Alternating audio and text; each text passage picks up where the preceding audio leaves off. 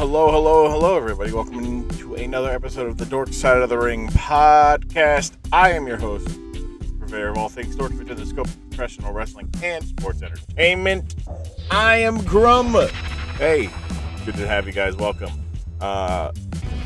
WrestleMania. Well, I guess technically, I guess this is the WrestleMania episode, except it's not WrestleMania related. Mainly because I didn't know what I wanted to do. I guess technically last week's episode, I did do something for WrestleMania, so I'm not out in the cold.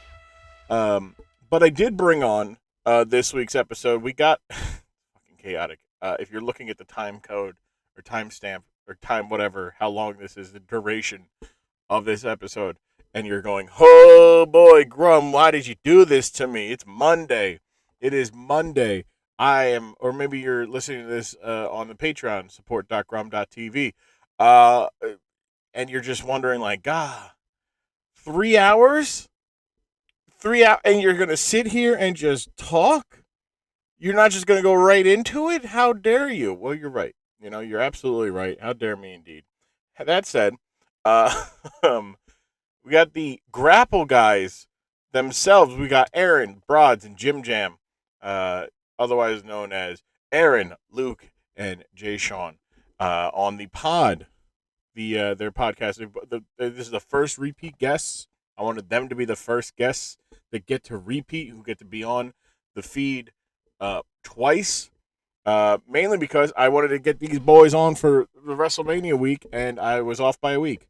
But I don't really think. I mean, did we talk about a little bit? We did talk a little bit about WrestleMania and whatnot, but I decided that the three of them, I've talked about the horrors that was WCW 2000 with them in some way or form, and I showed them a little bit of that horror today. That's why we're doing Vampiro versus the Kiss Demon, that culminates with a graveyard match, which the four of us, I should say, the three of them, including myself, and then adding myself, is four. All wrestling fans all know the Boneyard match with Undertaker and AJ Styles from a couple years ago. God, that's 2 years old already. Anyways, it was fun to see the little bit of inspiration. Then there's other stuff, wait, ooh, they took this, they got this, and it's yeah, they did the Bayou match, all that stuff. So it was a fun episode, a chaotic episode. We talked about, I think the best part about this episode is me asking them, what was their favorite thing, because they've been doing this for about a year. They started around this time last year. But what their favorite thing about, their first year as a podcast trio, and it taking about an hour and a half to get to the actual thing in real time, not in the podcast, but an hour and a half of time passed between me asking the question and any of the three of them answering it. And that's it. That's pretty much what these boys are all about. The Grapply Boys, the Grapple Guys, the grappling men of the, of CPFs chat.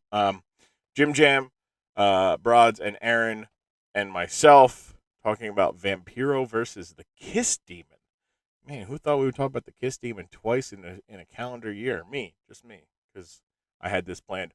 All right, let's get into it. This episode of the Dork Side of the Ring podcast. Yeah, of course, Jim Jam's internet died as soon as we started.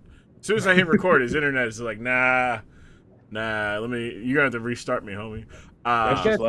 He's gonna turn off the video. The video really makes it. Yeah.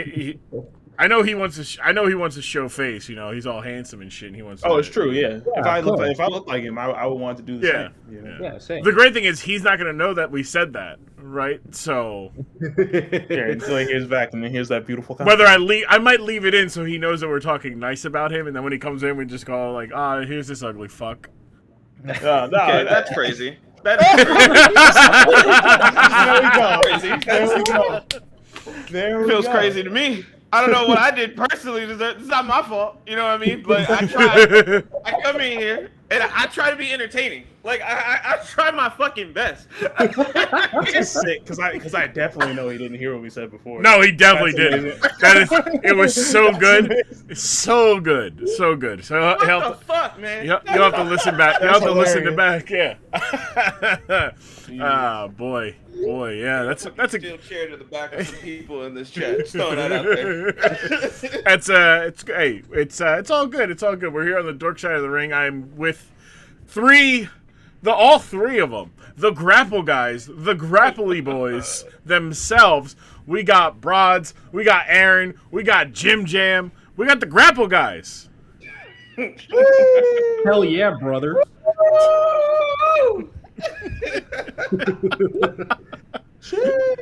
We all have our own way of introducing ourselves. Yeah, you guys do have to. Even this is all.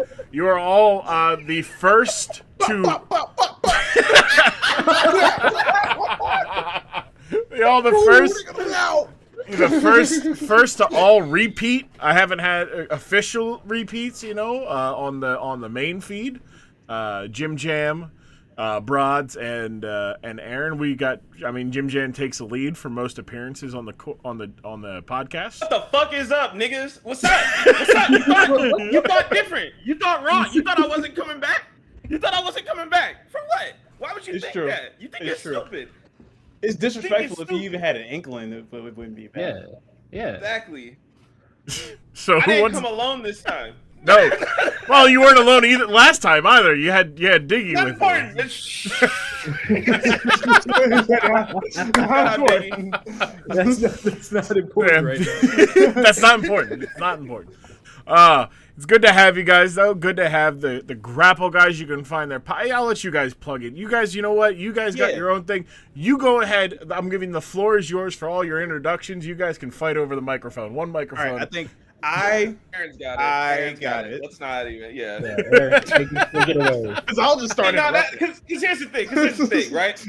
We're a cohesive unit. There was no fighting over the mic. We knew coming in that Aaron was the one that was going to introduce us. There's no two ways around it. All right. Yeah. So Aaron, please. So we are the Grapple Guys. We every couple weeks get together and talk about wrestling. A couple weeks is liberal, Sometimes be a month. We try. Look, we got to do better probably, but you know what? It's the my content's fault. good. It's I'll not your fault. It's 100% my fault. But Listen. Let's be honest. It's we share 1/3 of the blame each. Let's keep it a buck. Yeah. I got a little bit more blame, but it's okay. It's okay. We talk about wrestling. We talk about not wrestling probably more at this point because I feel like the build to WrestleMania hasn't been awesome. So we just been talking about other stuff too. I would like to talk about some current events here if we could, since this is the first podcast since the world has changed. For the better. For the better. Are we about to talk about this now or no? I don't want to talk about it now. But we got to talk about it. We have to talk about it. It's very important. I'm sure my ability as a host, I may have already written the question that needs to be asked in pertaining to today's topic. Yes. So yes, I'm smart. I'm good at this thing.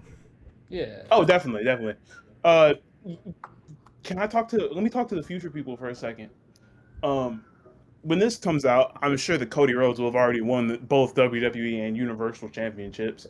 So it's crazy that we've come this far, and this storytelling has evolved to the point where we can go from a guy not being in the company to him perfectly being folded in to the top level. It's beautiful. Jimjam turned on his video just to give you a fucking stink eye. His internet's gonna die so he can give you that stink eye. I had to make sure my internet for this shit. Look, Cody Rhodes, he beat Seth Rollins, bro. And then when Seth Rollins challenged him to a rematch later in the night, he beat him again, bro. There's nothing I can say. That's wild. There's That's nothing wild. I can say. I asked for introductions. This man giving his whole fanfic booking. I'm sorry. Guys. I just had to talk to the future people.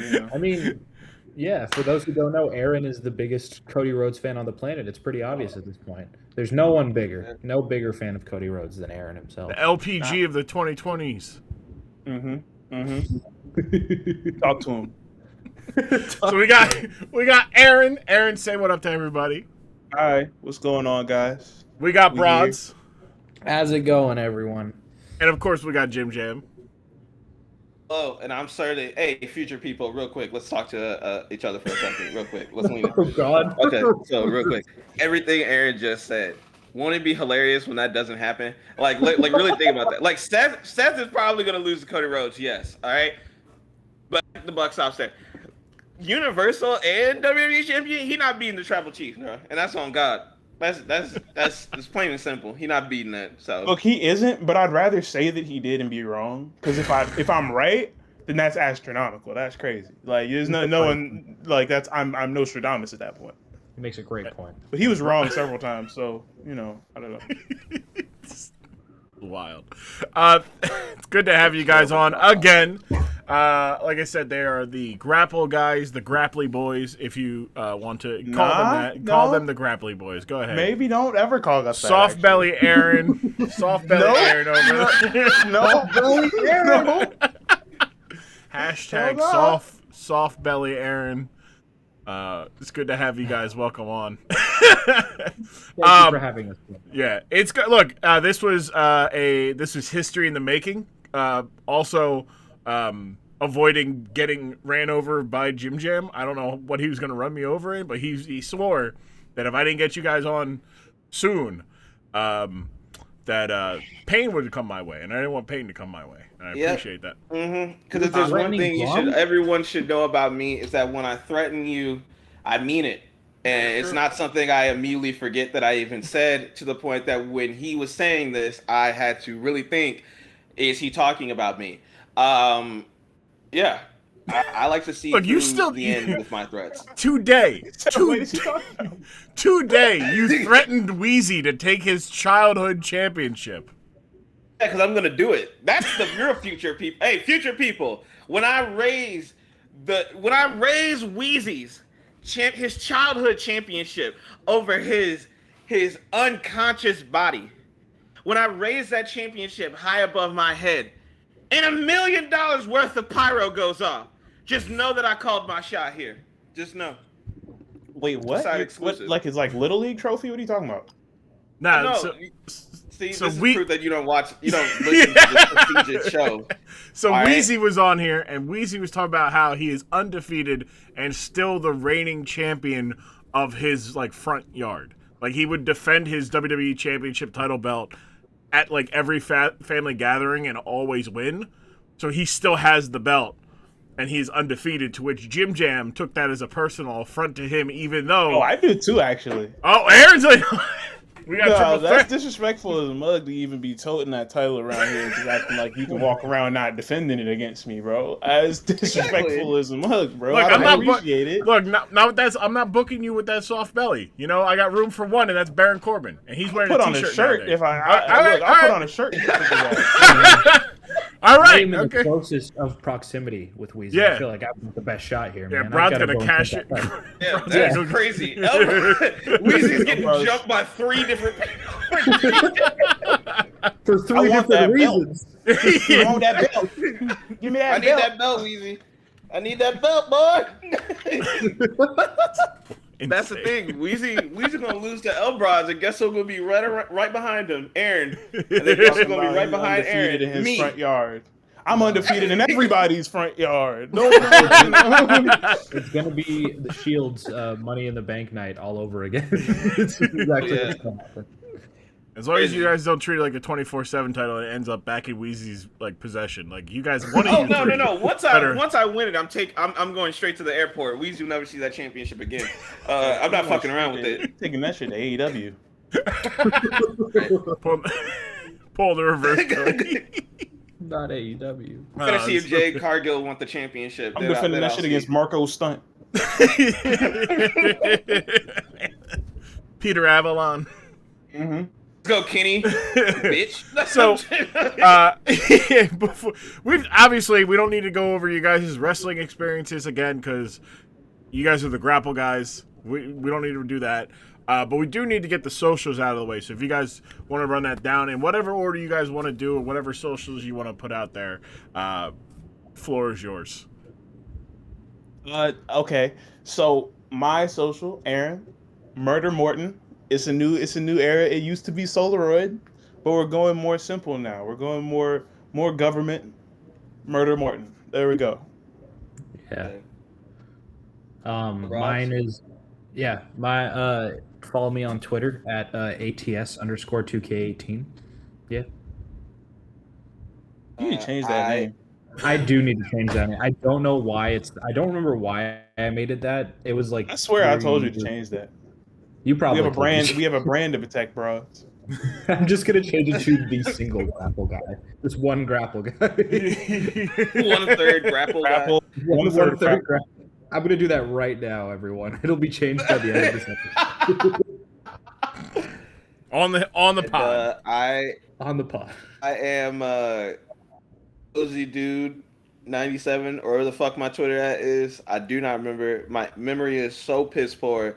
But you'll know you're in the right place when you see Jimjam 9000 as the username with a picture of Michael Irving with a mirror, holding like a mirror to his face. I'll never change that Abby for as long as I live. It is exactly how I feel about 99% of the time. And then when you want to know what the three of us would do, we all own the same Twitter. Follow us at Grapple Guys. At Grapple Guys. There may or may not be an S attached to the end of it. I do not remember. Yeah, there's an S. There's There's an S. So yes, Grapple Guys with an S. If you follow something else, they're lame. You yourself are lame for trying to follow them. My Twitter has officially changed to that just slid right by. Wow. He did it at one grapple guy. At one grapple guy. Literally, not the like. It's spelled out like ONE grapple guy. That is my. Is that real? Yeah, it is real. I just looked. That is slightly better. Okay. That is. I like how you're like. I was trying to do like 1/3, but Twitter would not let me use a slash, so I could not do it. Wow. No, that's hilarious. That's One grapple guy. One grapple. It's guy. just one grapple. One exactly one. Is it at one grapple guy.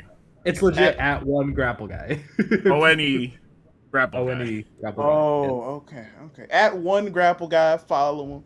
There you go. Yeah, Yeah. That's correct. That's hilarious. I believe the peer pressure of like, man, that is awful. You have to change it. Anything my fellow pod hosts tell me to change it, right away, as soon as possible. You guys been doing Grapple Guys for almost a year, right? You guys started. It's been more than a year. I think it's been more than a year. Yeah. Oh shit. We started July 2020. Did Like, you? we started super Yeah. or September or something like that. Yeah, like it's been a Our long first time. true episode was a WrestleMania review episode. So the episode had already WrestleMania already wrapped up. So we're a year and some change. God damn. And that was on the Fun Report. So that was a super duper long time ago. Oh. Yeah, see, like that's why. Yeah, like I'm remembering those ones, and I'm sitting there, I'm like, like when you guys became a full-fledged to the public podcast, and I was trying to remember when it was because I'm like, man, it's almost coming up on a year, but it might be Like shortly after that. It wasn't too long after that. I think the next segment that we did for Fun Report was like a full podcast apart from the segment. Yeah, because the first two did not get put on the I remember now because I'm looking, and I'm also looking at the Apple Podcast store. But the first two did not get put on the feed because back around April, yeah. So of 2021, you guys have been doing it for yes. a little over a year. 2 years almost. look it up. And we only have we don't even have 30 episodes. No, I was gonna say you got 25. You got 25 episodes. Yes. Crazy, That's almost crazy bi-weekly. work. We just need one more. That'll be exactly bi-weekly. Yeah, Brodz, exactly. Brodz, that math is horrible. What do you mean? 2 years? It's about to be April next week. 1 year. That's 104 You weeks. guys have but you have 2021. Aaron, what the fuck are you talking about? We said 1 year. smoke crack. There All was right. never. Yeah, this man said April 2020. Look, I could have sworn we started this during the pandemic. While but- the pandemic's still going on, Aaron. Yeah, Oh, it the is, pandemic bro. is still- Nobody knew each other. Bro, until the people very told me recent. that it's over. It's over, Aaron, bro. no, they who were they waving some red flags that said Trump on them? Because I would not listen to them, Aaron. Look, Tyler they've been didn't driving start around my neighborhood for. Was it Cody Rhodes? Did Cody Rhodes tell you the pandemic's over? Cody Rhodes told me the pandemic is going on, baby. Come on, come on, Bubba. I hate Aaron so He told me the pandemic is on. Aaron said he said put your ear to the wind and wait for my call. Yeah. Aaron just been standing there like the gif, like, wait a second, hold on. I think I hear Cody calling. Cody needs a heater, man. Cody needs a heater, Aaron. He needs me. Yeah. That I'm pulling a prime racism on Monday Night Raw, by the way. Just really going to keep y'all updated. It's disgusting what I'm watching right now. Yeah, I'm seeing The fact it. that they just because Logan Paul is there. That's why I was like, well, yeah. I don't like it. I don't like it one damn bit. near blackface if you ask me, but you know. Oh boy. Is he wearing the mask? He's wearing the mask. isn't Yes, he? he's wearing the mask. Yeah. I was like, damn near blackface. I was like, he's wearing the mask and doing luchador shit, isn't he? Yeah. Good lucha stuff. Word to Kalisto. But so you guys, how you guys? So a year of doing it every other week. I've been on twice. You guys have had a draft episode. You guys have done countless reviews and previews that came out after the fact.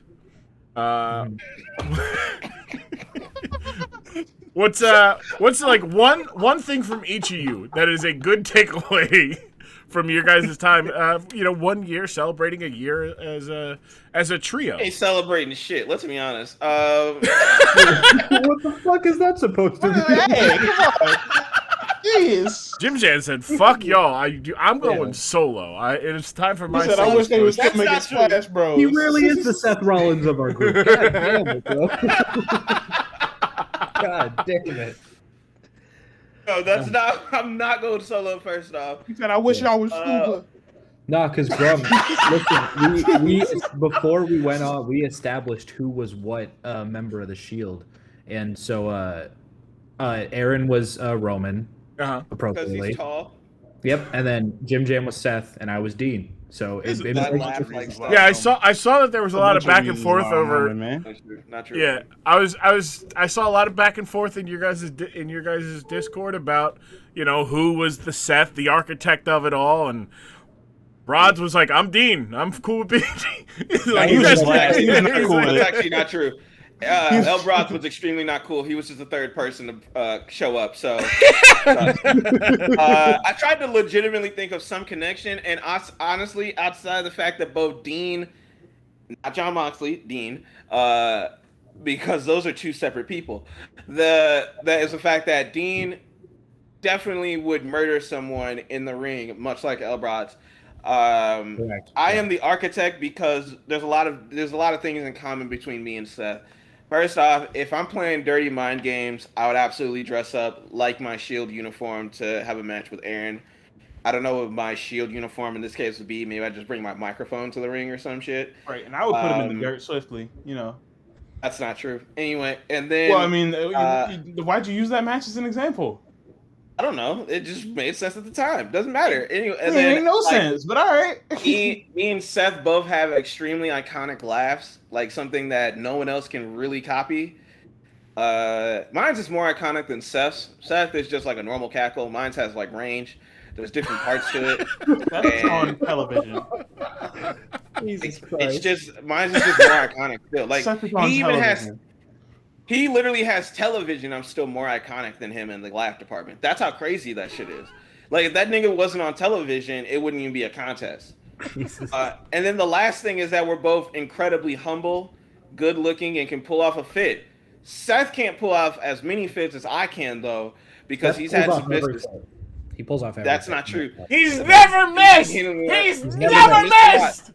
My My man's never missed a fit a day in his life. Not a single goddamn on this issue. The next time he misses a fit, the color camo outfit can get the fuck on. Okay? the next time he misses a fit will be the very first time, but he don't miss, baby. The next time will be the first time. I don't know about that one. He ain't never I love missed. Seth. Look, I love Seth. Look, the cloud and sky blue suit, iconic, right? You talk about that Technicolor like drip. That's an homage to the classic SummerSlam logo. All right, that's an homage. That is an homage to level 1 camos that you unlock for guns in Call of Duty. Get the fuck out of my face. Stop lying. I think it's a totally different suit. I'm surprised you didn't say that Brodz was Dean Ambrose, based on the fact that Dean Ambrose and Brodz both have a fiery hatred for Kevin Dunn. Yes, that is correct. That's a very good point. There we go. I didn't even consider that myself. John Moxley has been on record and put in his book, "Fuck Kevin Dunn." Also, here's why, and then ended it by saying "Fuck Kevin Dunn." In summation, fuck Kevin Dunn. Like that. Yeah, no, Brodz, you're absolutely the dean of the group, man. I don't know what to tell you. I'll take it. I will absolutely take it. I'm more of a company guy, so Kevin Dunn's okay with me. I'm Roman. Yeah, see, that's why you're Roman. Yeah, that's exactly why you're right. Whatever the company directive is, you're gonna. The company tells you to say suffering succotash. You're gonna say suffering succotash. Suffer. Look, G Willikers, man. Like I'll take it to different places, bro. Look, you were in your soft belly era. You're in soft belly era. But hey, you're gonna come out ripped, wearing just slacks and a gold glove. Dude, I gotta heal up before I can be ripped. I got 2 herniated discs in my back right now. Well, yeah, you do. I mean, soft belly. Like right now, Aaron is in his blue eye contact phase. I'm down pretty bad. You might be right.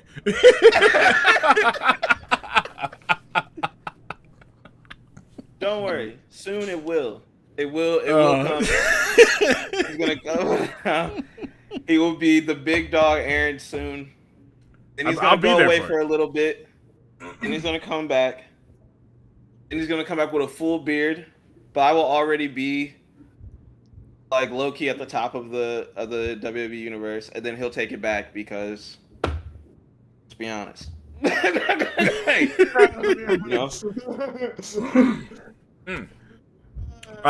put food on the podcast. And then I'm gonna go to another. Then I'm gonna go to another TV show and then run that one. And then every time he comes over, there's like this weird aura. Like, whoa, this is a lot of talent in the ring right now. Why don't we fuck off? Meanwhile, Brodz happily just married, living life. Yes, correct. I'm just enjoying myself. Sitting on the. Brodz is gonna be all skinny and scrappy, and then he's gonna get injured, and then he's gonna come back extremely more buff. For no real out of nowhere, really buff. Yeah, and then he's gonna attack me. Yeah, because the fact that Aaron went away. Then Aaron's gonna come back, and then be like, "Hey, man, life is short. I want to get the Shield back together." Then the Grapple Guys together. Then I'm gonna be like, "I don't know how I feel about that. The day that you went away is the day that he attacked me. I don't know how I feel about that." And then after watching Brodz get jumped several times. And then us coming in to help him, he reluctantly rejoins us for 3 more matches. Then 3 more matches. Yeah. Some of them will hit. To be honest, all of them hit, but in like weird ways. Then Brodz is gonna walk away from the podcast. It's gonna be a very sad and heavily emotional moment. And then he's going to show up in a whole different podcast, probably on The Ringer. And, just no. Numbers, That would be like a step up. So you'd have to Brodz shows show up. on, Brodz shows up on the the Trill Wither you have to show. show up on like you have to show up on like Colin Cowherd or something. That's a step down. Listen, Brodz, I could have gone with another podcast based in Boston. Did you want that one? Is it Alex Jones? Is he there? No. I need that to where we're going? No. Brodz, he can show up with great people such as Jade, Deion Sanders Cargill, and then we can have great moments like. That's why I couldn't keep this. I was letting you cook. Elaborate. I was letting you cook. I don't know how that works though. But I don't How know. is Jade Deion Sanders? Yeah, what is this? What Are you saying that- podcast is this, man? what I'm seeing Jimjam. What I'm seeing Jimjam do is equating that Jade is the star of AEW beyond a doubt, right? And Dion is a star of that website beyond a shadow of a doubt. That's the only comparison I think Jimjam could even. I'm helping Jimjam out here to get him out of this one. Yeah, what the hell are you talking about? I said Alex Jones. I don't know what I was talking about. I had something with it. I totally wasn't running out of steam. Totally not. So, as you guys know, we like to do some contextual questions here. And before we... was that start? What? Contextual, baby. That's not inappropriate. No. I was like, I have no idea what the fuck started that rant. Sorry, that's what I... I don't know. You asked us what we were remembering our favorite thing about doing the podcast for a year, and it just went up. And I'm like, yeah, that's right. Fuck it, we can get into that afterwards. So, contextual question for today's episode. I give you guys a fighter, right? You have to bet on this fighter. One fighter is a demon. No. yeah. Let's go. Not yet. That's after. That's after. That's That's after. We got. That's my answer too. Okay. I'm sorry. One of them is hold back. One of them is a demon. Not like a demon time demon, like a possessed, No. like a. Man, What? I mean, we're adults here. demon time. Demon time, baby. Demon? Kind of like that. Okay. The other one's a vampire, So it's a demon and a vampire. Okay. All right. Okay. Who are you taking in that fight? Well, Jimjam, we'll give you a break because your brain's cooking right now. Aaron, we'll go with you. Who do you got? Demon or vampire? Man, vampires can't go out in the light. Demons will smack you in broad day. Like, that's crazy. Nah, I'm going demons. Okay. All right. They'll slap you in broad day like Will Smith. I got the demon as well, Good just because I shot. feel like, kind of like Aaron already said, there's too many weaknesses in a vampire. I feel like a demon could easily tear it up, no problem. Okay. All right. Jimjam. Two things. One time, take a shot every time we reference Will Smith, and two, Grapple Guys are in unison. The Grapple Guys are in unison. It's clearly a demon is beating a vampire. Like, a demon could be literally anything. A vampire is just a vampire. Like, plain and simple. Like that It could be Robert Pattinson. Exactly. Oh, don't be slandering Pat. All right. Nah, yeah, I can't talk about Batman. This is pre-Batman vampire. Okay. He was still a Batman. What's up?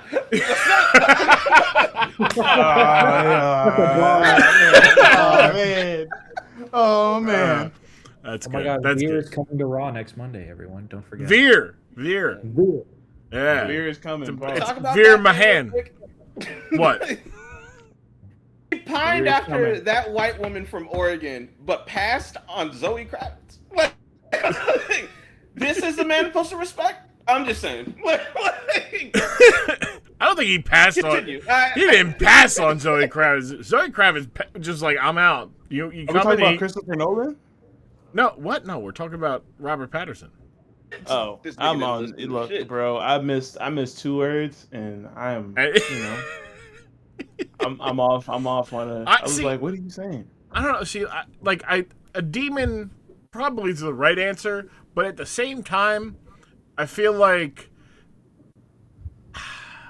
I can't do it. I got like a vampire, like those. I'm thinking like the baddest of all bad, like vampires. Like, you know, I'm talking like they grow like 16 feet. They turn into monsters.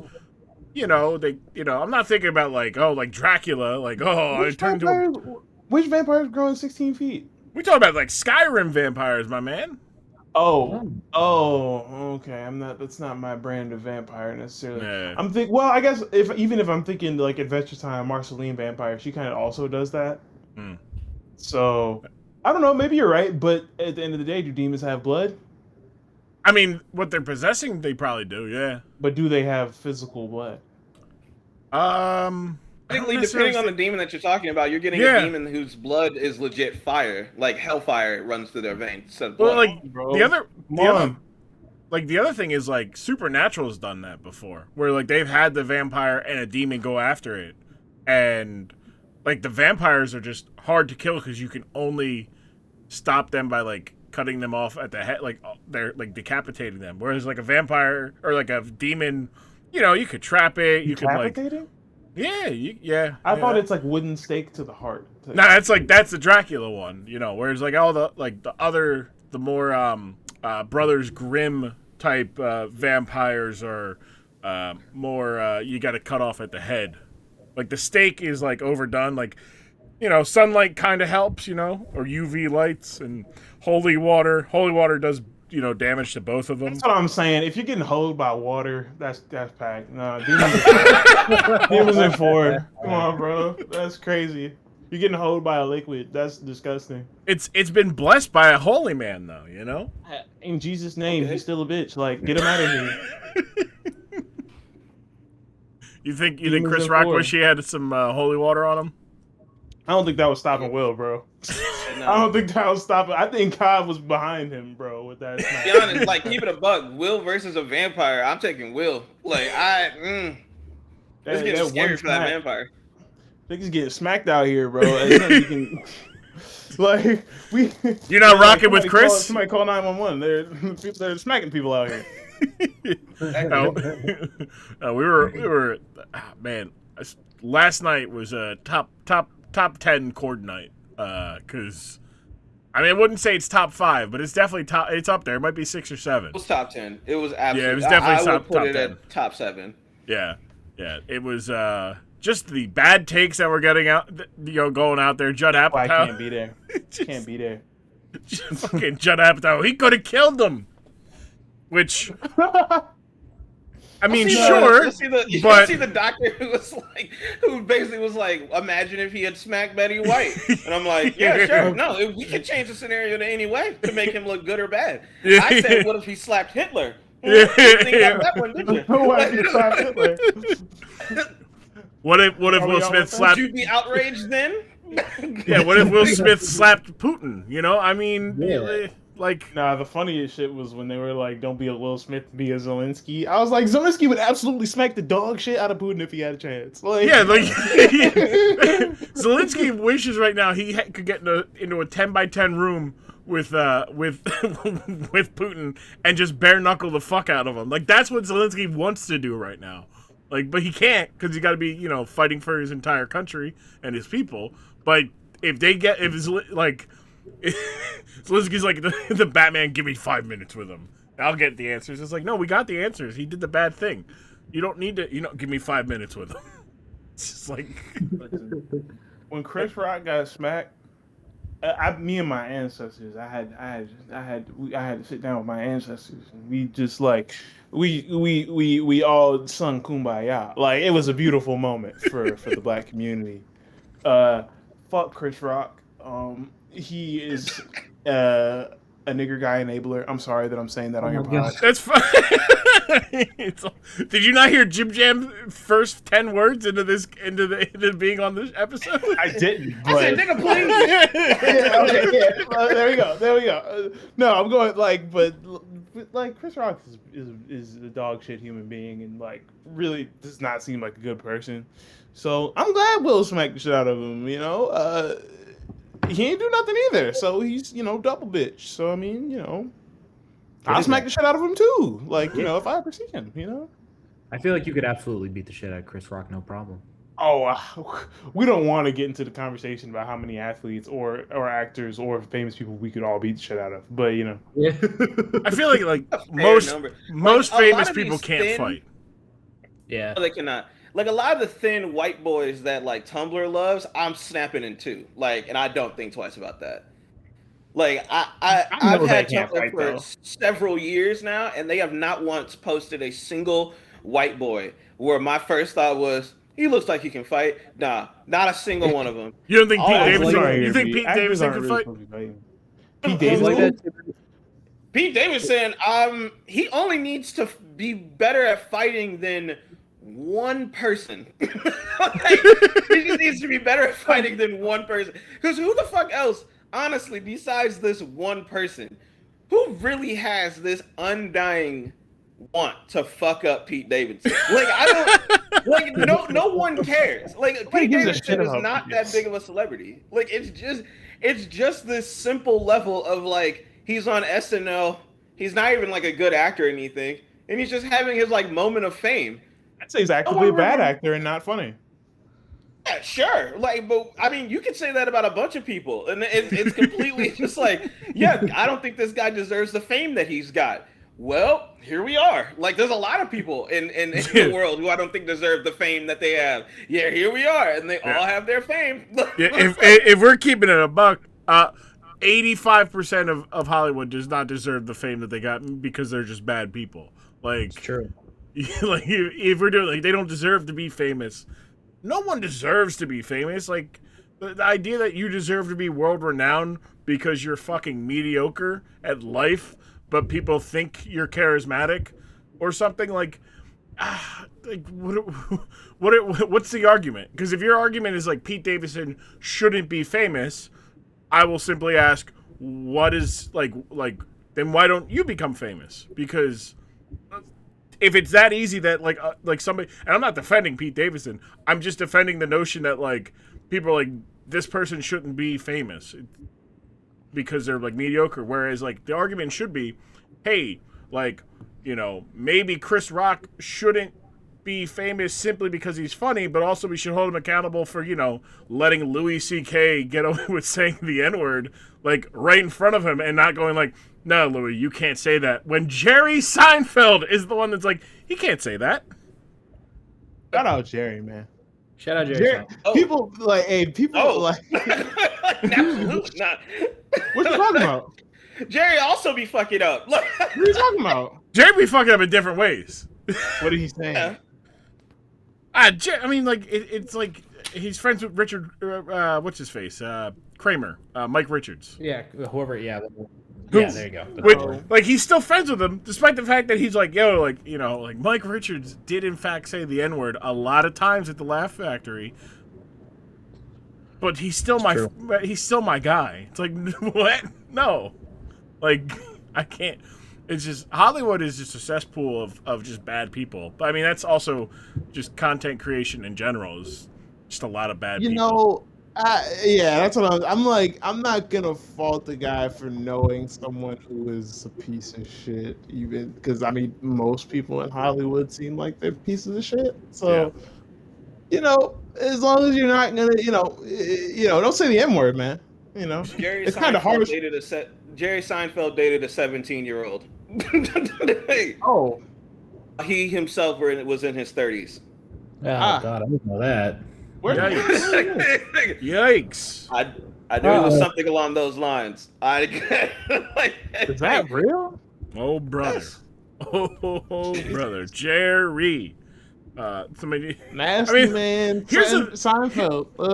Here's the thing. Also, what was funny from last night. For the record, we're recording this the night after the Oscars, which where you know Chris Rock got his shit slapped. Judd Apatow was like, "Yeah, like that's disgraceful what he's did." Blah blah blah. And then killed him. and everybody's like, and then, like people say like, "Hey, didn't you keep James Franco on after he like physically assaulted a woman?"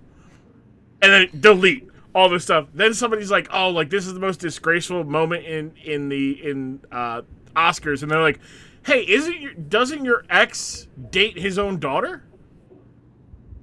And it's like, wait, what? Like, what? Like, Plus, just yeah. a whole bunch of glass houses coming shattering down last night Yeah. as a result. California, a nasty place, man. Yeah, people saying like that was the worst moment at the Oscars. Also, someone else tweeted out like a video from I don't remember the names involved in this, but there was, I know Clint Eastwood was involved, but there was like someone won an Oscar. It was a Native American woman. I apologize, I don't remember her name, but there was a video going around about how she was trying to like advocate to like stop like the inhumane treatment of like indigenous people. And then some people were like booing her at the Oscars, and then Clint Eastwood made a comment as he like came up after she finished talking, like a really, really scummy comment. And then like again, there was just that whole thing as if like that's not like 10 times worse than what happened last night, like more than 10 times. But yeah, it's ridiculous. It's Yeah, bullshit. Marlon Brando. Listen, Brodz, I don't know, man. What about black on black violence? What about Chicago? Damn Talk it! about it. I know. What about Iraq? Oh no. Yeah, What were you to say about Marlon Brando, Grim? Sorry. Marlon Brando won the Oscar for, I believe it was for the first Godfather, and in his place, that Native American woman, like he basically let her go up and accept the award for him, and state what she wanted to say. She's like, I can't, in good conscience, accept this award. Blah blah blah. Apparently, like Clint Eastwood comes out, like you said, and he's like, "Oh, I guess I can't, in good conscience, present this award for all the cowboys that were shot in the making of movies." Yeah, that's what it was. But apparently, hold on, it gets worse because apparently at the very same time, backstage, John Wayne is backstage being held back by 6 members of security because he wanted to go and beat this woman on the stage. Yeah, there was another element to it where I was like, something else was happening like while she was talking, and it was that security was holding back John Wayne because he was going to try and go up and literally hit her. Like it's like, oh, like the pearl clutching over. And I said it on, the only take I had was, hey, a lot of people with check marks who said protect black women, quite upset that somebody decided to protect the black woman. Yep. And that's because that's what it was. It's like that's his wife. She's being made fun of for having alopecia, and he didn't take too kindly to it. So he slapped the shit out of the guy, and the guy was like, "Hey man, it was just a joke." And he was like, "Nah, it wasn't a joke. Keep my wife's name out your fucking mouth." And he's like, "I will." Like that's how you know Chris Rock knew he was wrong. Because no one who goes, hey man, like cool, like whatever, like you got like look, and to shoehorn my own comments into it, it just goes to show you, bro. Like you can tell a joke about a chicken crossing the road, right? But if the chicken crossed the road to call you a nigger, bro, I gotta get up on the stage and smack you, bro. No, he tweeted. That's a tweet Aaron had. Made perfect sense. In context, it makes perfect sense if you read the tweet he was retweeting. Okay. When the chicken crosses the road, I slap the shit out of you. That's just what it goes on. Aaron, that tweet was getting clout too. You were getting a lot of likes on that shit. Yeah, because Dragon Pod Jones have retweeted that, right? But that's funny. Yeah, that's what it was. I was like, yeah, people are stupid, bro. Like, oh, we can't tell jokes anymore. I'm like, bro, just be more creative. Like, you don't have to be an asshole to be funny. Right. Yeah. I say that. Listen. So, I watch stand-up comedy more than I watch stand-up comedy the same way people watch movies. I love that shit. Yeah, so, I fucking growing up, I wanted to be a stand-up comedian, dude. Like that was my fucking passion. And then, so when I tell you that I watched so much fucking stand-up over these years, it's not hard. So how do I put this? Is it hard to write non-offensive comedy? In a way, it is. Because every day you do have to walk a bit of a tightrope.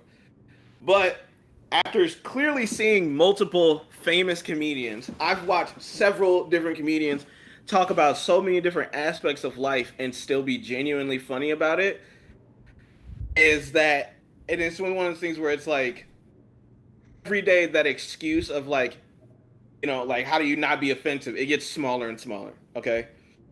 Because I believe there still is a space for some forms of offensive comedy, because comedy in and of itself has a hint of offensiveness to it.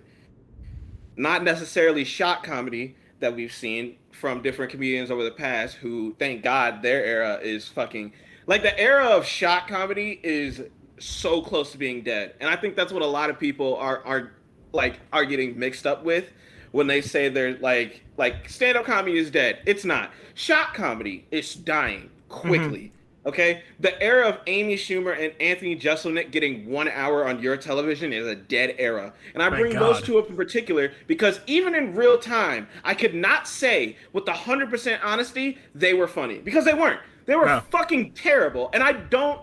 What a dark era of stand-up comedy. Just saying terrible jokes and then a crowd of people would laugh. What? Hey, terrible. God awful. Uncomfortable hey, man, I like Shut the hell up, Aaron. Anyway, Aaron the contrarian, you know. I like train wreck. God, he sucks. But no, Anthony, like there's certain levels of like good, I would say good offensive comedy. And like but that's not the point of this. There's also way many more non-offensive comedians. Like if you ever get a chance, I'd highly recommend Kyle Kinane. Kyle Kinane is a fantastic non-offensive comedian. He just legit tells some of the funniest life stories, but with his life, it's just how much of a fucking genuine train wreck that shit is and how he puts it into jokes. It is so amazing. So amazing. And it's one of those things where I'm like, how is more people, especially with the current mindset, like the group mindset of like of my generation, how have more people not listened to Kyle Kinane's jokes? They are so on point. Like his story about how he got a pizza that wasn't cut from a delivery place and then he took it as a personal attack. Because he was like, listen, man, you order a pizza from us a lot and we're pretty sure you live alone, so just fold that up and bon appetit, man. That's the thing, right? Is the greats, like the people I consider the greats, were like comedic storytellers, where they could tell you what they did that day, but make it funny. Like, or they had an ability to punch up with the force of God. Like George Carlin at Lewis Black, like they don't like punch down at anybody. They don't pick on like the regular person because they're like, I'm not any different than this. Versus like, you know, the blue collar comedy boys, and they like to punch down at a certain group of people. You know, they're just not the rednecks. But you know, like, hey, I'm gonna punch up at, you know, the government officials that are fucking terrible, or the people who constantly make life miserable for other people. That's who I'm gonna punch. I'm not gonna punch, you know, marginalized groups. I'm not gonna punch, you know, minorities. I'm not gonna punch, you know, this person. I'm not gonna punch my peers because guess what? Now I'm famous. I can't punch celebrities anymore. Like, look, I mean, look at like guys like Aziz Ansari had to go, like, went away after his whole stuff going on. And he's just like, I can't, he's like, I'm friends with these people. I can't be making fun of these people no more because I can't do it. His stand-up that he had on Netflix, he had a 30-minute stand-up. Some of the best stuff that I've seen from somebody from that, like, who came up in that area. Early specials. I love his early specials. Yeah, his early specials are great because he's punching up at people and he's telling funny stories. And he's not necessarily going for the shock, ooh, I got him, ha ha ha, you know? But, like, you know, he has his own stuff that comes out and he goes away. And it sucks. He's an alleged nasty man, too. Yeah, like, but it's like, I'm like, damn, I kind of want to watch. So me and my girlfriend, we watched his half-hour stand-up, and he's in the bottom of a New York, you know, comedy club. Gets a half-hour stand-up, and he's just like, yeah, man, the pandemic really showed us that we ain't shit, and like, you know, things are fucked up. He's like, made everybody feel alone, except unless you had one of those phones, in which case you saw everything going on, and it got serious. And then he talked to me, he's like, I got rid of mine. I got a flip phone. I got to do all this shit. It is hell to type out, go fuck yourself to somebody on Twitter now. Because he's like, I have to do T9. if I want to tell somebody to fuck off, I got to, 774455. It's like, and that's a comedic story. Whereas, like, let's, oh, hey, we're going to make He got that flip phone so then people could stop texting about him being nasty. Yeah, probably you're not wrong. No, I, you're right. obviously one of the bigger hits to my like enjoyment of stand-up comedy was like last year. The whole, because like Chappelle was for a long time a genuine idol of mine when it came to comedy as a whole. And this downfall, honestly, his stand-up like kind of downfall concept was something I saw coming. I want to say his third Netflix stand-up. Everyone was still in on him, but it was definitely like this, how he talked about himself from not even his third stand, from his first stand-up from the get-go, was a way that he's never talked about himself. So I knew that he saw himself extremely different, and I knew his comedy honestly was going to suffer because of it, and it showed. He no longer sounded like he was with us, the people, when he talked.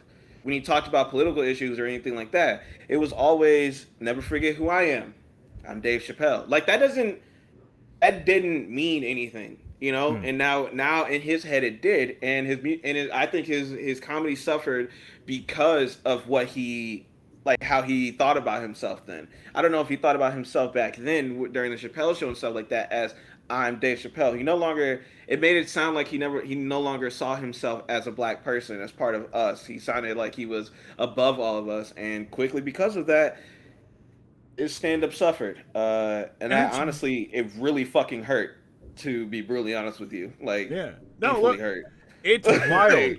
The fucking turnaround from the stand-up he did, or the special. I wouldn't even say a special. The show he was doing at the very start of like the pandemic, amid the George Floyd protests. He did that 8 minutes and 47 seconds, thing. Like he hit that bit. Right, and everybody's like, "Oh my god!" Like, way to go, Dave, for how for what he said. How so eloquent and poignant. Good job, by great. And then like a year later, he we rightfully are getting him out of the paint because he's detached. He is because somewhere along the line, the last year or so, it became clear that Dave Chappelle, like you said, Dave Chappelle just started seeing himself as Dave Chappelle, not what he saw himself before as. And to bring it full circle, Dave clearly ain't ever been slapped. No. There's no chance. Not a chance. And the moral of the story, because we have not talked about the actual wrestling at all. No, we'll get to that. We'll get to it. I just don't say shit that you don't know will hit. Like, and not even like, and as a comedian, obviously you don't know everything's gonna hit, right? But don't talk about some shit that you don't know about, and then expect no consequences. Like, if you disrespect me, whether you knew it or not, if I feel some type of way, I'm gonna let you know one way or another, and you don't get to decide how I express this, or whether that's wrong or right. Because at the end of the day, you're the one who disrespected me. So, yeah. I don't know. No, it's like talk shit, get hit. Fuck around, find out. Like simply put, fuck around and find out. Yeah. Oh no. I'm sorry, we watching Raw. I knew he was gonna say something. When I saw Reggie and Dave. Oh no! Oh no! Oh my god! They just got engaged, dog. What the hell just happened? No! Oh no! Yeah, Jimjam. Oh no! Hey, you know what? Hey, look, Jimjam. I'll get you. We'll get your mood. We'll make you forget about Dana Brooke and Reggie, because what we're gonna do today is we're going to watch the storyline saga, condensed, obviously, of the time the Kiss Demon and Vampiro were at war. Sick. That Vampiro gonna get some fits off, boy. Shut the hell up. No. Hold on. No. I know we're getting some crazy fits out of this. Their feud would culminate at Bash at the Beach 2000, which is infamous in of its own right for two other reasons.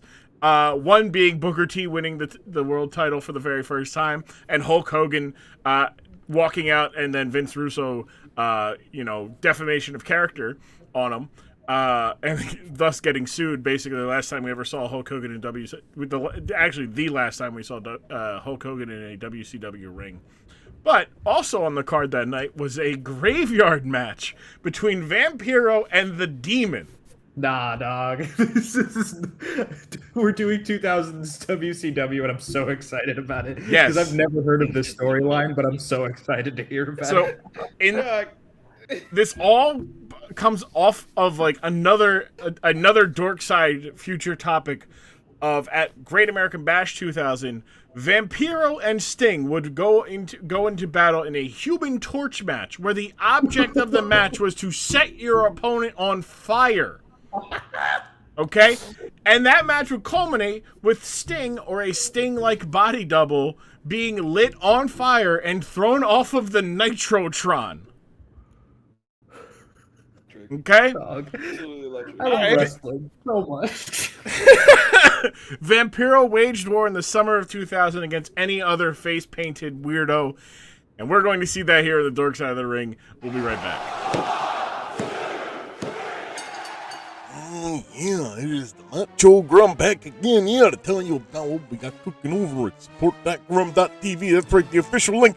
Grum's Discord, if you would like to support the podcast financially, yeah, we've got a little bit of, we're finally getting cooking on those videos that we were promised months ago, Grumlocks, Pip-Boy and me and more, We also got new episodes available, and, a little bit between me and you, there's going to be a hefty amount of them coming soon, big recording blocks, love it, we also got on the Patreon, we've got from the episode 22, the WCW Junkyard Invitational, from Bash at the Beach 1999, that's with Whack Human Being and Ben Simmons Jump Shot, good times all around, and like all that, go check it out, support.grum.tv. Also got streaming coming through, Grum's playing Elden Ring, Breath of the Wild, it's like that, but on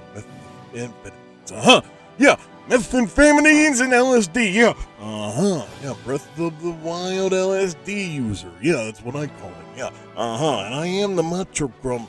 Remember, if you want to continue to support for free, at this dork side ring, messing up the words, I'm in the car, Macho Grum driving down to WrestleMania, cause I'm gonna get my paycheck, dig it. All right, get to the part where we discuss the match. I got like 9 minutes of mistakes. All right, let's get to that. All right, enough. Enough. We're back on the dark side of the ring. First impressions, Jimjam. You want to go ahead? I mean, Listen. All right. So for people who don't know, the point of Grapple Guys, like our podcast, we want to be more positive about wrestling in comparison to what a lot of modern day podcasting is about wrestling. It's a lot of negativity about the current state of wrestling, okay? Let me tell you something. Grapple Guys couldn't exist during this match. This match sucked ass. And it stinked out loud, and the ending was the worst part. He put his enemy in a I know this is going to sound badass, but it's not. He put his enemy in a casket, closed it, flipped it into a grave pit, and then threw the torch that his enemy came in with, like 3 miles away from it inside the grave pit. A complete miss. And then just slowly walked away while the great Charles Robinson with a flashlight's like, so, where you going, man? Like, what's up? Like, the match isn't over or something. Like, it sucked. Not at all. He still has to get back to the ring. No, that's it. They don't follow up on it. That's what I'm saying. Like, that was the bit. Like, I was I was genuinely kind of into it in a like sick way, and that like it was so bad that it was good. I was like laughing and entertained, and then they don't show him go back to the ring, and I'm like, well, if you're not gonna pay it off like you claimed you were like you claimed the match is supposed to end, then like regardless of how you feel about it, that completely takes you out of it because you're not following your own rules. That's bullshit. That's Exactly. WCW in 2000. They would book something, and then figure like. So in November they would end up having what their version of Hell in a Cell was. It was called Caged Heat, but they had it where Nah, hell nah, man. yeah. Hell nah, They bro. had- Like, get the fuck out of here, dude. Like, oh it was my called God. Caged Heat, and but this one was a special one. It was a straight jacket match in cage. It was a straight jacket Caged Heat match where you basically had to climb and get a well, they build it as there'd be a straight jacket on the top of the cage that you could climb and get and put your opponent in, and then you could then beat them up as you so choose. But then like out of nowhere, mind you, was this the thing, all because the advertisement was like Scott Steiner in a straight jacket. So they're like, we gotta figure out how to incorporate the straight jacket somehow. And no one knew. They're just like sitting there and just talking. And they're like, yeah, no, so the object of this match, I guess, is to put your opponent in a straitjacket? No, it seems you can still put them in, and the object is still to make them pin or submit. And then, like, 5 minutes later, somebody puts somebody in a straitjacket, and the ref rings the bell. Yeah, that's it, Jimjam. There it is. I'm like, Found another video. I found another picture where I can only assume it's blood, but Jesus, is it like a lot? Like I don't know what's going on in this picture. Like, hold on. Oh no. That is. So all right. I'm gonna put a pin in that because I want to get the other Grapple Guys' first impressions. We'll get to that. Brodz, what are you first impressions of? You saying you were on your first impressions of it? no, it's like it's interesting because again, I was entertained in some sense. Like I was I think that probably definitely has to do with the aspect that one, it happened however many years ago, and I knew nothing about it, aside from what you had like told us, like kind of given some context behind the story. But like not hearing or seeing anything about it until now, I think definitely contributed to the entertainment. But also like the way the match was run was very interesting to a sense of like, again, you come up with this concept that I feel like in theory could be somewhat entertaining, but the way you pull it off, and then again, you don't end it the way you claim it's supposed to end. Like it's so wild, but it was so funny because again, it's just so bad that you kind of have to laugh at it to the point where you're like, maybe it's actually like they kind of pulled off their goal in one way, but also they didn't, because 22 years later and the company doesn't exist, and it hasn't existed for 21 years. So like it's very wild. I don't know. I loved it and I hated it all at the same time. And I feel like that's 2000 WCW in a nutshell. Like yeah, that for me was it was not good. I like Vampiro because he had the courage to go out there with them dreads on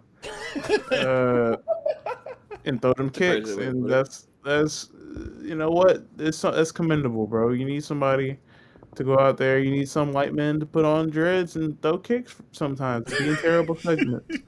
Everybody needs that. I'm lying, of course. I didn't need it at all. Yeah, that shit was ass, man. I love the show, Grum. Why you show me that garbage, man? That's the whole point. That's the whole.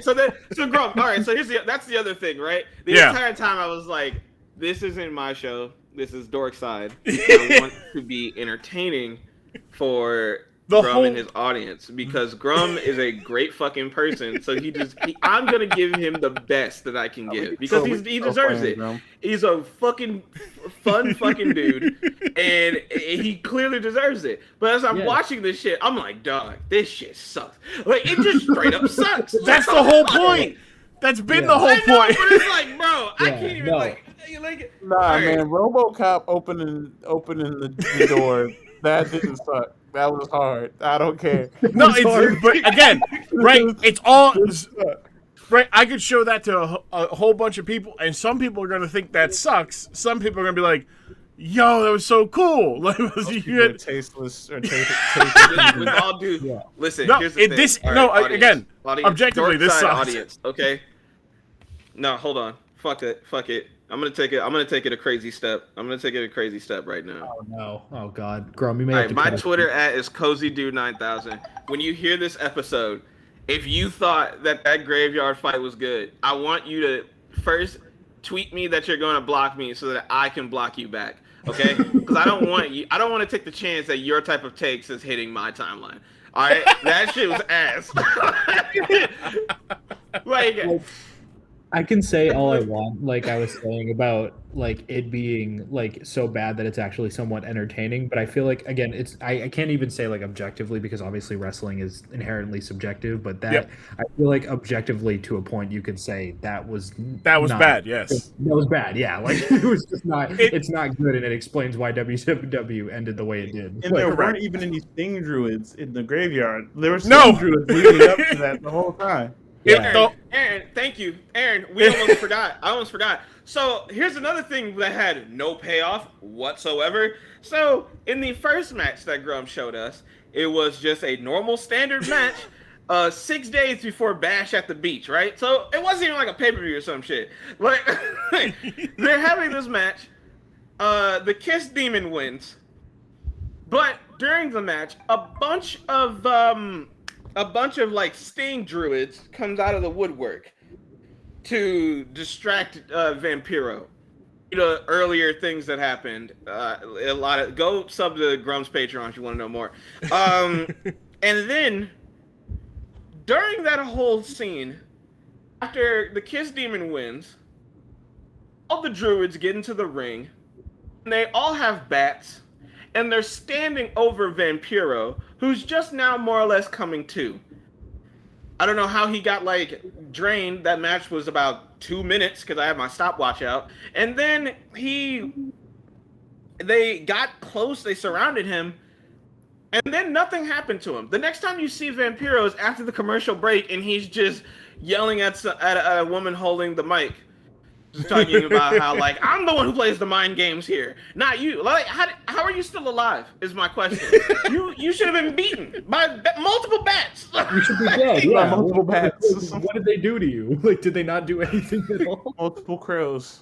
Yeah, because like The kicker I want to say about all this is, so this is my second time officially on Dorkside, and even unofficially, it would be about, what, 3 times? Three and times, all yep. 3 times, Grum has shown me WCW-related content.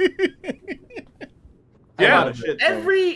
And before this, I never fully understood how WCW shut down.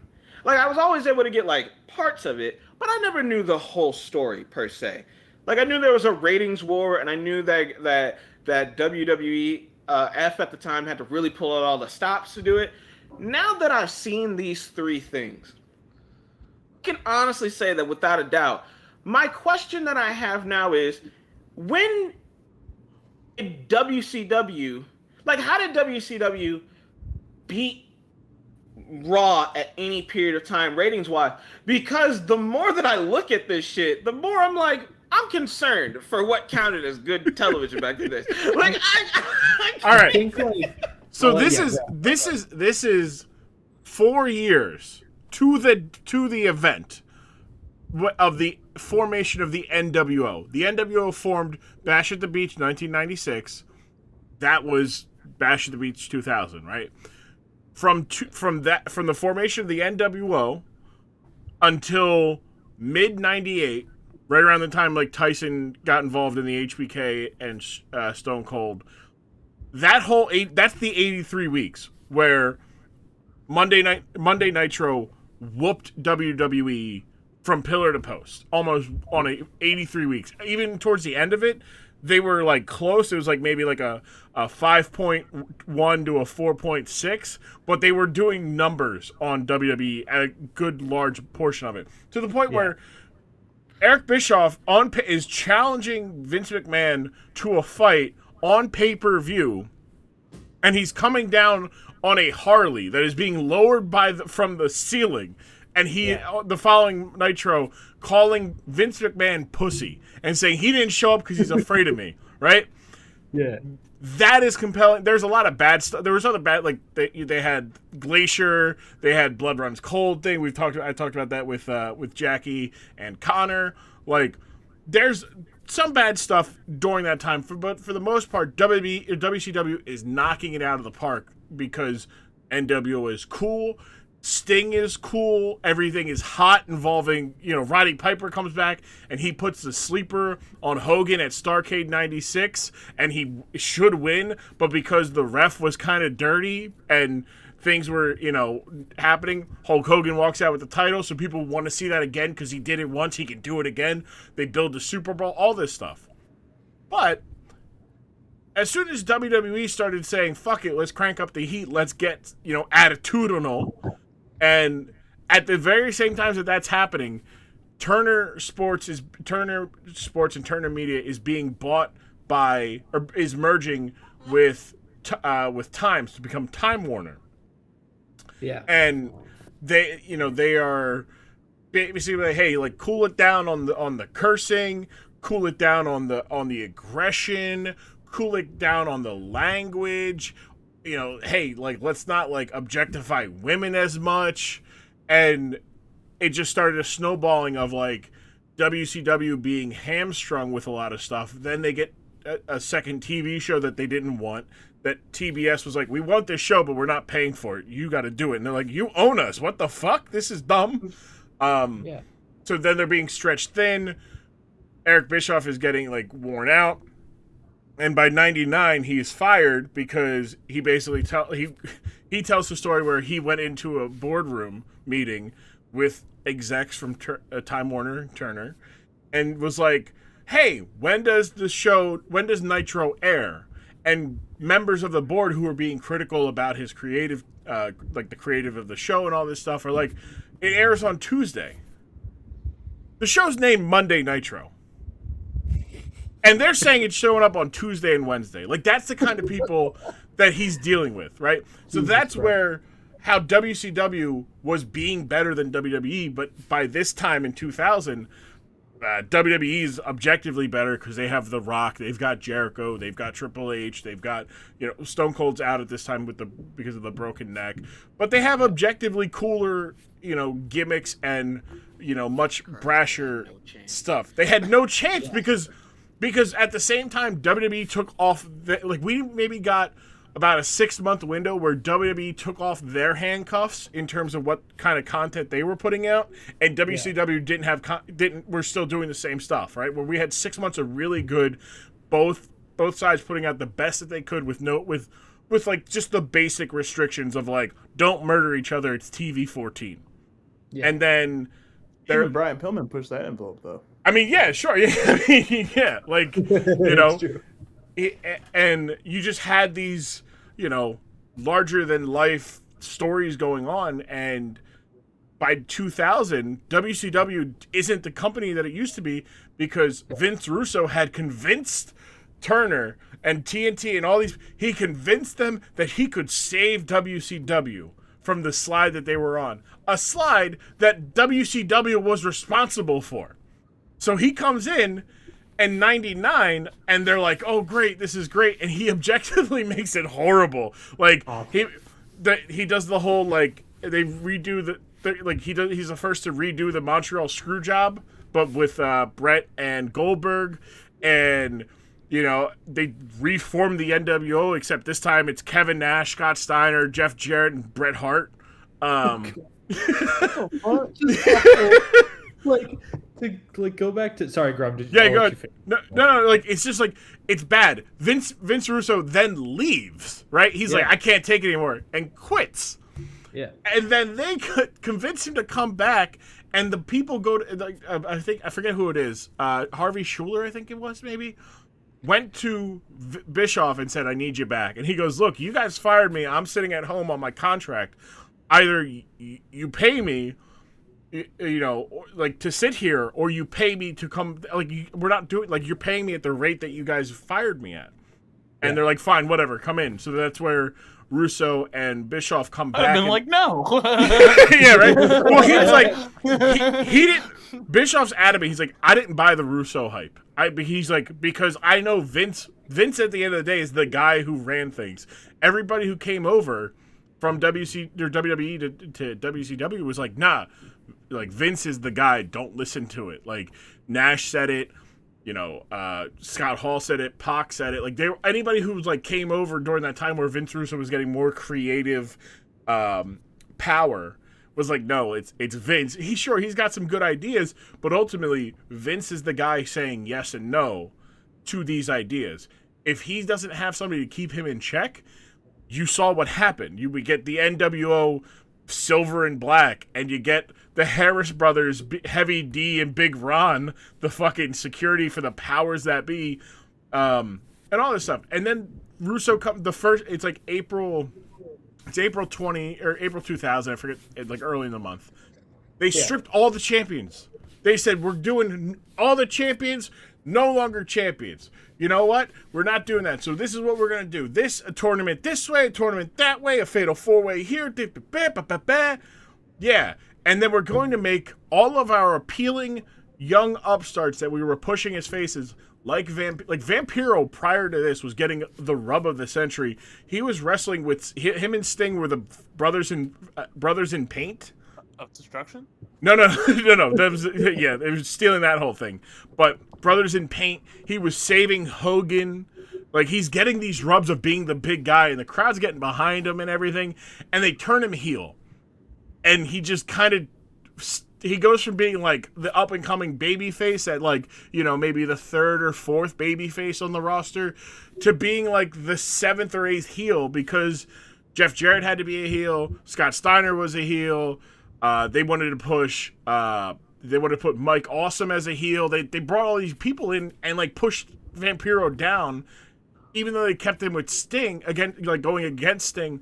Vampiro was not a central figure, except, and this goes back to your picture, Jimjam, the second picture.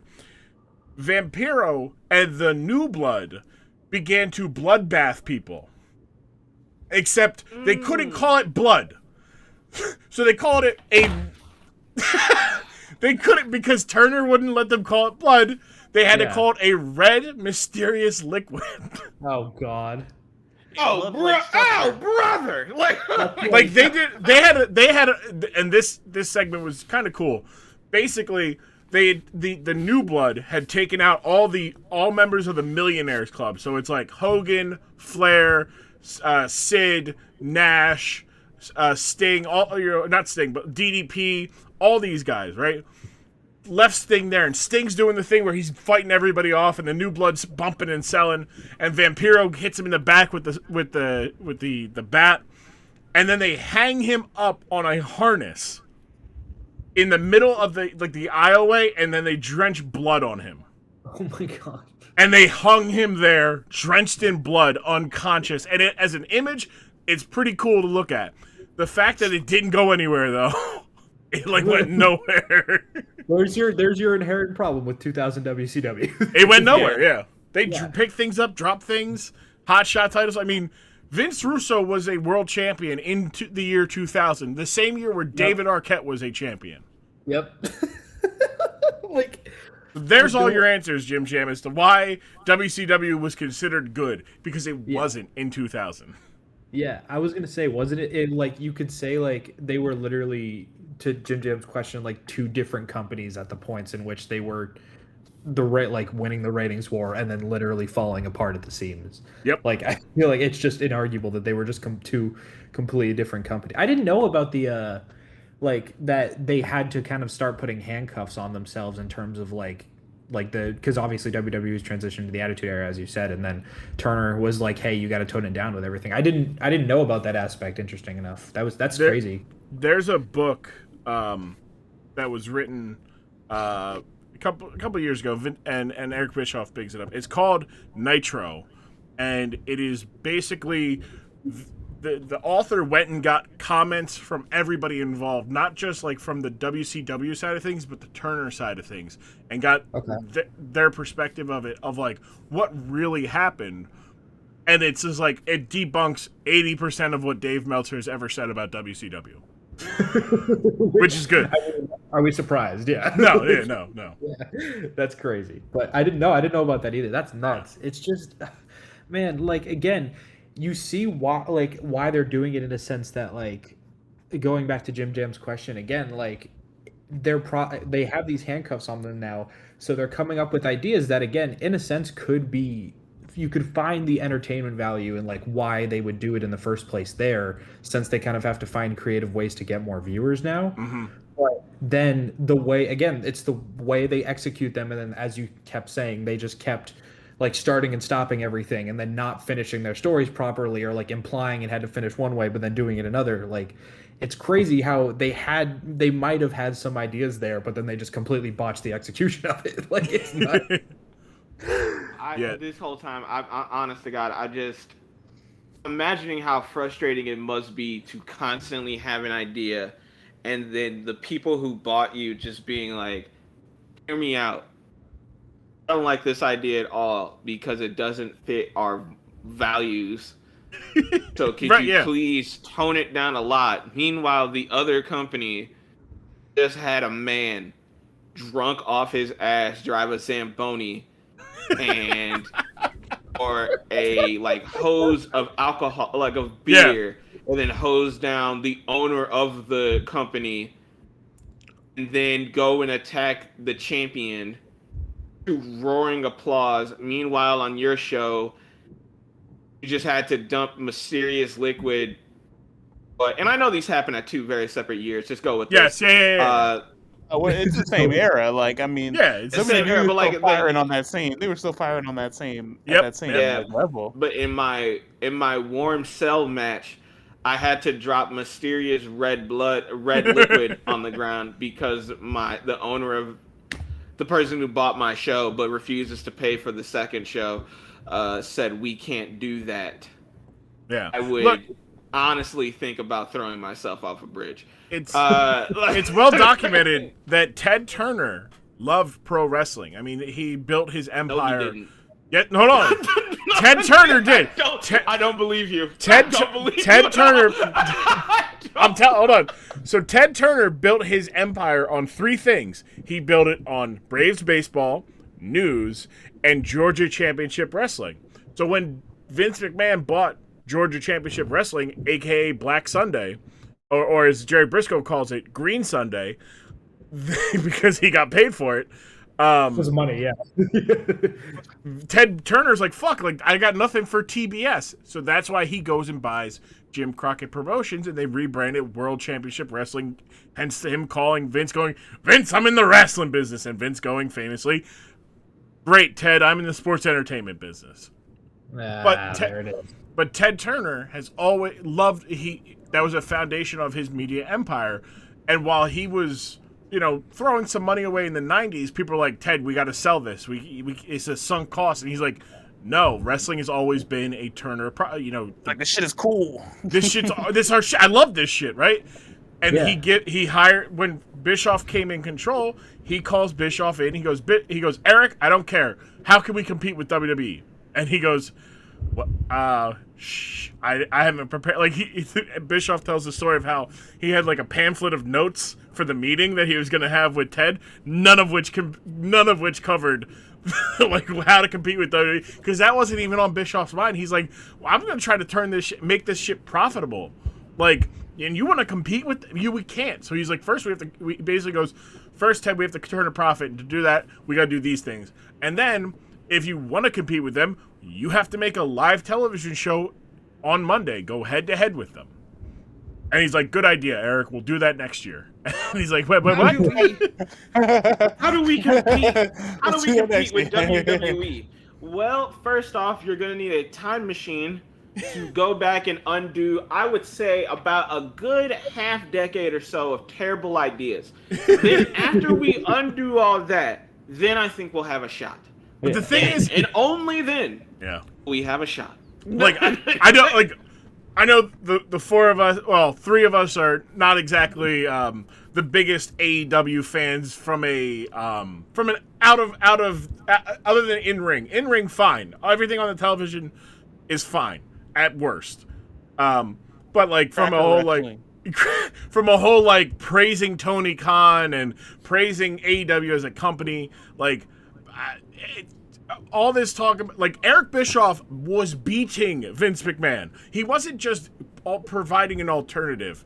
He was sunning Vince McMahon on a weekly basis to the point where in a calendar year, he went from negatives in the red for a company to good profit margins. And then a year afterwards, they were out earning the WWE, which had 40 years head start on them. That's nasty. That boy Bischoff is disgusting. Like Eric Bischoff is too humble of a person, because I would celebrate that every day. I'd be like, yeah, he does. I mean, he does, but he doesn't do it every day. I take every moment in my life to be like, yeah, I was the guy who was beat. I put fear in Vince McMahon's. I put fear in God's heart. I out Vince McMahon. Vince bigger McMahon. than God, bro. He put it on TV. I literally out Vince McMahoned him for years. Like he'll like Bischoff will bring up the fact that they were removing the water coolers because they couldn't afford the water in them at WWE. That like, is some broke ass shit. But that's where WWE was at one point. Like that apparently. Yeah. That must have been like gobbledygooker days. No, this was like 95, 96 days. Oh, it was like Diesel, after that. like Diesel as WWE champion. Yeah, it's days, Diesel. It's King Mabel as your top heel. Yeah, it's King Mabel winning King of the Ring type shit. Well, like it was dark. It was scary days. It was scary days, not hours, days, weeks for WWE for a little bit, and like and not as much because I'm sure WWE could, there'd be people that would pay in. And they could have gone public sooner, but Vince didn't want to because, why? Yeah, why? I mean, That's just do it a couple crazy, years later. I do have a couple questions. One of which this is the one I alluded to earlier. You want to see Chris Rock and Will Smith in a graveyard match? Yes. Absolutely not. Oh my God. Yeah. Jesus Christ. I do want to see Wait, Will Oh my Smith? God. No. I don't want to see them in a graveyard match. I want to see them in like, I don't know. I want like a submission match. Like we know they can both throw hands, but do they have submission? Ooh, that's a good question. I want to see them in a technical masterpiece. Nah, you know what? Nah. That's what it was. That's why Chris Rock ain't smacking back. That's why he ain't smacking back, because Chris Rock is a pro wrestler. You see, he wasn't with that. He wasn't with what Will Smith was trying to do. Will Smith was trying to make a moment, and everybody knows that Chris Rock is about 5-star matches. So, like, Of course. If there's one Chris thing Rock I've known is Kurt about Angle, Chris Rock yes. my entire life. Yeah, Chris Rock's got a mean heel hook. We all know this. Yeah, Chris Rock nasty between them ropes, man. Yes, great technical wrestlers: Chris Rock, Chris Jericho, and that other Chris. Yeah. Chris Gyro? Oh, come on, man. I know the other question. I know the other. Is it Chris Gyro? Oh no, it's yeah. Great technical wrestlers, all great human beings too. Obviously, Yes, of course. All good people. all good quality people. All right. Chris Jericho or Chris Rock? Who you backing? Oh no! Is that the other question? They're both Is this probably the other nigger question? guys, for being honest. I don't think we go wrong. Neither of them. Oh, Jimjam, why? Yes, Jimjam, that Chris. All right, so we got the iconic laugh.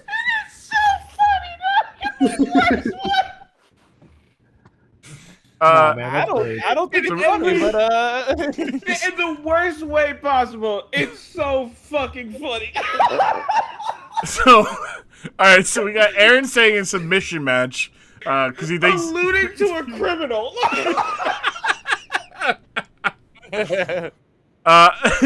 Brodz, you said you do want to see it in a graveyard match. Yeah, graveyard, boneyard. Give me something. Give me something. Jimjam, what about you? Where you want to see? You get the book. You got the pencil. Where are you booking Will Smith and Chris Rock? I need a above room temperature cage match. An Inferno cage match? Is that what you're saying? No. He means a cage. 70-degree cage match. heat. Cage like heat. 80 degrees. Oh man, there was another You gotta match. take the shirt off. Like, getting out of here, ain't it? Still wild to me that Chris Rock had said ain't nobody, no one, what was it? No one too big for an ass beating. And he got one. Yeah. It's not too big for one. I'm just envisioning Chris Rock and Will Smith in a ultimate submission match where they're like, you get 30 minutes to get as many submissions as you can against your opponent. And I'm just seeing Will Smith's submission. Will Smith doing a chicken wing. He word to Bob Backlund. Yeah, he's got a mean crossface chicken wing. He's bringing him down with it. He's going on a Bob Backlund. I could also see Will doing the coquina clutch. Just yeah, just like unhinged. Yeah. Like just snapping and being like, ah! The Samoa Joe face that he makes when he does the coquina clutch. Chris Rock is definitely I'm really trying to think of like a movie name that Will was in and trying to tie it into a submission. It's not working. Chris Rock is absolutely like a Zack Sabre Jr. technical wrestler. Oh man. You got him in the Wild West lock. Yeah, like I think there's something. Like you just gotta. There's something there, bro. There's something. I swear. He's got him in the I Am Legend lock. You got him in Shark Tales. He's got him in the Legend lock. What are we talking about? You got him in the literally Legend call lock. it the Legend lock. Yeah, he's got him in the Oscar. Hey, on a complete different side note, did you guys see the fucking freestyle that someone dropped? Happiness on. No, he got the Pursuit of Happiness on. The Pursuit of Happiness absolutely sounds That's like a a wrestling finish. that sets up. That's like that's a pounce. That's the pounce. Right now, Pursuit of Happiness. I need Keith Lee to him up for training day. I need Keith Lee needs to rename his pounce into the Pursuit of Happiness. Because it does give everybody happiness for him to send people flying. His old pontificating ass. Now I kind of want to see the submission match instead. Chris Rocky's got him in the longest yard lot. Got him in the rock star. Got him in the caretaker. He's got him in the head of state. Got him in the head of state. Oh no, Bianca going crazy right now. Sorry, side note. Okay. Yeah. Ooh, she looks nice. Dog, she cutting hair. She cutting hair. Oh no. She's cutting Becky's hair. Oh no. Oh no. Now, y'all didn't see it, but Becky was trying to cut Bianca's hair off first. That makes sense. Yeah, that makes sense. Oh, she just give her the little snip. All right, didn't mean to distract. This is nuts. Bianca's going crazy right now. They're like, we can't grab her. She has scissors. Look, don't grab somebody with scissors. You don't know what they don't run with scissors and don't grab somebody with scissors. He could have killed her. What if it was Betty White's hair, Aaron? All right. What if that was Amy Schumer cutting her hair? Oh, brother. Are you guys taking your significant other to a fight in a graveyard? Hell yeah. Oh, because what if I lose? I might need backup. Not if Charles Robinson has to drag me out of the water. That's not happening. That's what I'm trying. Like, bro, like Aaron, think about that shit. Asia wasn't helping shit. Like she was without a doubt. Is that really Bay? Is that really a boo? Like I gotta second guess the relationship after that. Exactly. Like Asia legitimately was a net negative for the Kiss Demon there. Like her being there, nothing but hurt him. His chances of winning. This is true. Like I will let you try my mom's sweet potatoes and you wouldn't even help me out in a graveyard fight? Like trash as hell. Like I mean crazy. I probably wouldn't just on the fact that she don't need to be there. Like the upside is it's a 2-on-1. Downside is I got a weakness, right? Like, I got bad knees already, so my opponent can target my knees and my back, and then, but then also there's a whole other human being that after they chop block me, man. I mean, Dale Torborg was crawling out of the fucking thing. Where are they? Where'd they go? Like, I can see. Where are they? and Charles like that way, and then he's like by himself. Charles Robinson, the star of that match, because he's like, I'm coming with you. Like he's not. Yeah. The flashlight makes it so much better too. I swear, was I the only one who watched that thinking it was on a? I feel like they were on a golf course and they just put like props around because when they something that, right? Yeah. like because that Drum, I honestly didn't think about it until you said it. Now I agree because in maybe you were gonna say this, maybe you weren't. I don't know. But here's why. The mere fact of a couple of things. One, I've rarely stepped into a graveyard because I'm not that brooding. But like, I've never seen like a lake in a graveyard. I'm mad you think niggas really be going to graveyards just to go angst. They do. Yo, I work in a graveyard. Yes, they do. You don't understand. I've had to kick out multiple people. I had to tell them that we were. Point, bro. We were closing the gates, and that they had to leave. And if they did not leave, that by the time we closed sorrow is still here, bro. They would be trespassing.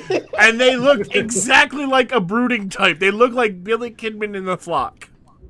Oh my god. Exactly. See, like, Taking 35 bro, Mikey Whipwreck out of like Brodz, what does it really mean to be alive, bro? and then Grum just like, will you please get the fuck out? That's Get what it the means, hell dude. out. Like, come on, man. Like, Get off my property. Is that Soundgarden you're listening to? Bro, man, I'm listening to Nirvana and just thinking about how he went out, man. Sometimes I think about that. I think about it. I go sick. Sick. Yeah, bro. You know what? Fuck you, Grum. You know what? Fuck you, groundskeeper Grum. I'm just gonna go home and listen to System of a Down. You remind me of my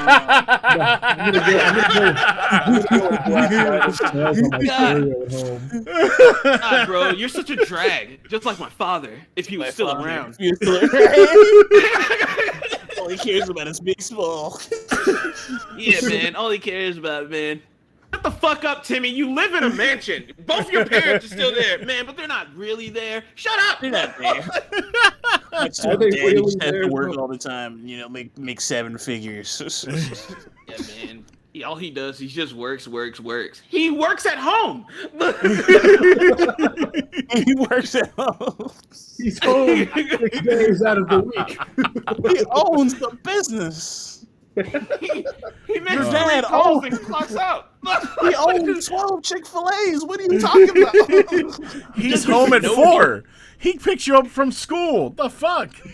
Every He single doesn't even day. know who I am. What the fuck are you talking? You're his bought own you a car. Drops him off at school, just like, oh, I love you, son. Have a great day. Fuck you, Dad. Like what? Leave me alone. Yeah, we like to let him express himself. You know what I mean? He's a tough kid. He's been through a lot. His Tesla broke down last week. We're trying to get him into a therapist, but he refuses to see. Yeah. That's because she doesn't see my pain. Shut up. Dad, where are my Fender sets? It's called a fitted, son. Sorry.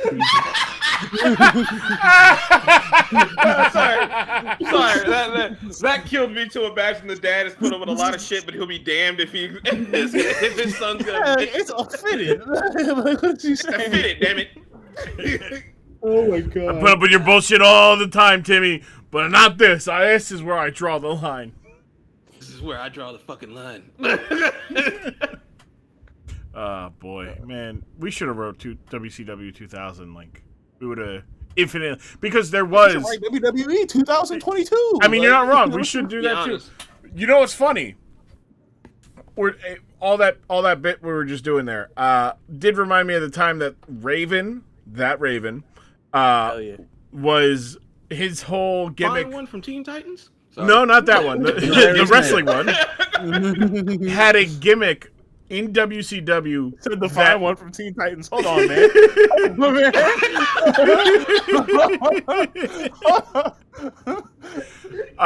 That he was basically killing me. Oh my god, that's funny as hell. that he was basically that character. Please continue, Gro. I'm so sorry. No, so Raven, his whole gimmick was that he's brooding. You know how he's like, quote the Raven ever. But he is that guy where he goes to, like, they go to, like, a day in his life, and he's driving a Ferrari, and he's got a fucking, like, big mansion house, and his mom and dad are there, and he's got a sister, and he's got an uncle or a neighbor, and it's fucking Sandman, and he's just like, hey, everybody, and they're like, hi, Jim, how's it going, man? And he's like, it's going good, and then Raven just, like, says something like, go away, Jim, no one likes you, and he's like, hey, Scott, how you doing, champ? And it's like, it's basically that whole bit. It's just the whole like you live in a mansion. Why you have Ferraris as cars? Why are you upset? Sometimes I just wish instead of a mansion, I lived in a mausoleum. You know what I'm saying? All right, Raven. Raven, nobody asked you. Nobody asked you. Shut up. Shut up. You gotta step away from Get in one the second. corner. Touch grass, Raven. You touch grass. Nah, that's the new angle. I'm gonna make a wrestler. All he does is just tell people to go touch grass. I feel like At what point does Roman tell somebody to touch grass? I'm waiting for it. Like at this point, like I feel like it should have been Daniel Bryan. yeah. When Daniel's like, come on, one more fight, dude, go touch grass or something. Like I beat you. I would have said Cesaro. Cesaro feels like a huge like I feel like all he does is just learn how to become a better technical wrestler that I would have loved after the fight. Like, that's what you need to go touch grass. Touch some bitches, nigga. Like, that's what I need. I need Roman to tell someone to go get some bitches. Nah, if he told Goldberg to go touch grass, he's gonna be touching the wrong side of grass. He's gonna be touching the underside of grass. Also, oh my God, y'all have no idea. I would legit. So like, we throw the use of the term goat around a lot, all right? Yes, like, goat yes, you this, do. goat that. He's a goat, she's a goat. They, them, a goat, all right? If Roman said, go get some bitches to a wrestler, I would, like, I would be like, if you're not calling Roman the goat, please don't talk to me. Like, I would straight, like, everything would stop. Yeah. Here's the thing. This is only for Roman. I was gonna say, Only for, if like Ricochet can't do this shit and think I'm gonna call this nigga the goat. Like, that's not what's happening. No. Roman is the only one. Roman to say Brock Lesnar, like, listen, let me tell you something, Brock Lesnar, you need to go get some bitches. Like, and I'll just be like, that's my goat. That's my goat. John Cena never did that. Stone Cold never did that shit. Rock never did that shit. Hulk Hogan definitely never did that shit because he don't got no bitches. Well, like, hold on. Like, I think The Rock has told people, not in so many words, to go get some bitches, but he certainly told people to go get some pie. Yeah, but that's the kicker. He said pie. Not need him to say bitches. Like, I need, like, if you smell that you need to get some bitches, like some shit like that. Like, if he, like, that's what the type of energy I need. I need straight up. You need to get some bitches. Stone Cold says you need to get some bitches, and that's the bottom line. Because Stone Cold, you need some bitches. Bottom line. Stone Cold told you to get some bitches. Like, that's my. Like, I'll be like, this is great. The champ is here, and then you need. You can't see bitches. You can't see bitches. I feel like with Roman, with Roman if John Cena told me to get some hoes, I'm flaming his dumb ass. Are you kidding me? I feel like the perfect. I don't know. Do you want word life John Cena on your ass? Is that what you want? Listen, I'm not scared. I got words for him. I got words for him. Yeah. I feel like respectfully, John Cena might whoop your ass, Aaron. Like, respectfully, no, he would not ever in any life. I would punch John Cena dead in his grill. Like, are you kidding me? Like, oh, man. All right, like, Aaron, let me keep it a beat with you. Let's. No, he wasn't even really in the military. I will punch John Cena. He wasn't really in the military. No shit. No, he wasn't. No, he wasn't. No shit, he wasn't. That man was bodybuilding in the fucking Venice Beach trying to get a fucking any attention. He wouldn't even be able to reach me. Like, I would You're draw not. John That's Cena. my thing. I love how Aaron was like, he wasn't really in the military. No one's saying he was. That man just No, he be doing the salute. He be faking. he just thanks people he has for their respect for the service. military. That doesn't And mean that's exactly why I'll whoop that ass. Nigga, were you in the military, Aaron? That's exactly why I'll whoop that ass. Aaron, quick question. Were you in the military? Were you in the military? This is nuts. No. Okay, so that's neutral. It's that doesn't matter. Hold up. Here's the kicker. You're right, John Cena is stronger than you, Aaron. That's like a fact. Like, No? Here's Big what muscles ain't got nothing to do with fighting. Yeah, look, If his Jersey Shore. if his He gonna catch that punch and then crush your hand. We not all seen Ronnie on Jersey Shore. yeah, he knocked out 3 guys with 1 punch, kid. No. When was this? The first season. He ain't knock out the situation. This You is serious? different. Well, the situation's on Using coke. Jersey Shore to explain why John Cena wouldn't whoop you. John Cena's not whooping me. John Cena. Here's the thing: John Cena cannot fight. Objectively, he There's no cannot way. fight. There's no way he can No, fight for he one. cannot fight. 2, I- even if he I don't think had Aaron hands, can his fight buckles either. are I'm too just gonna big. be honest. You're smoking crack. I just see You're Aaron. smoking big crack. Aaron just throwing haymakers like he's Eddie Hall, just fucking fighting Thor. Just fucking. That's hell. Nah, I almost I got 3/4 of the I got 3/4 of the way to a black belt. Like I definitely have had hands. Like from that alone. Plus, I've been in fights That since then. shit sounds impressive, but at the same time, extremely unimpressive. I got 3/4 of a black belt. 3/4 of the way to a black belt. Ed O'Neill. Nah, it does sound like some bullshit. It does sound like some bullshit, right? Man, let me tell you something. I ran half a marathon. Wow. I was at wrestling training for a time. Like, I went to technically do running one. half of a marathon is impressive. But at the same time, that shit is not impressive, my dog. I feel like a black belt is more impressive than a marathon. Tune into the next Grapple Guys till we break this one down. This one's oh god, I'm not ready. Getting a black belt is Oh certainly my more God. impressive than running a marathon, but It's time to die on yes. stupid Look, hills. all right, hold on. I'm with Aaron. I'm with Aaron on this. Being a black belt is more impressive. Any schmuck can run a marathon. I can run a marathon That's like with true. like a few weeks. Oh, of no. training. I'm only saying this to hype it up. If I'm being brutally honest, Aaron's 100% right on Yeah. this Yeah, it's one true. topic. He's right on this. Like, one. He's right. the black Yeah, belt about is most extremely things, man. more impressive. It is not, everything else that you're trying to sneak into this is incorrect. But like the mere concept of, because I know, listen, we've been doing this shit for a year. You want to know Yeah. what I'm appreciative of? I've been appreciative that I've known L. Brodz and Aaron for a year, obviously more than a year. But doing this podcast has taught me so many things about the two of them. And my favorite thing is you always have to be on your toes. At least with Aaron. My favorite thing with Aaron is you always have to be on your toes when you're talking to Aaron. Because Aaron talks out of the side of his mouth really fast and he'll catch you on something. You don't realize what's about to happen, but he's taking you down a path of bullshit. Like he's about to say some stuff. Don't be in my web and it's too late. It's Look. really too late for you. Aaron's a classic content man. You know, he's like, and this is why it's very funny when he's like, "I've got an argument with Sex J over AEW," and it's like you just got an argument with yourself. That's all. That's all it was. It's just the other Fantastic. side. Exactly. And L. Brodz is special because I don't even know how to put this. What makes L. Brodz so special?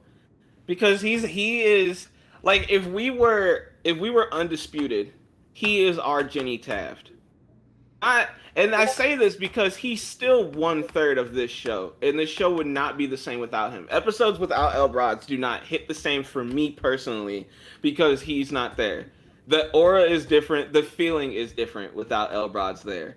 Because he truly is, anytime me and Aaron hit a certain peak, L. Brodz is there with the way more calm take and angle of it.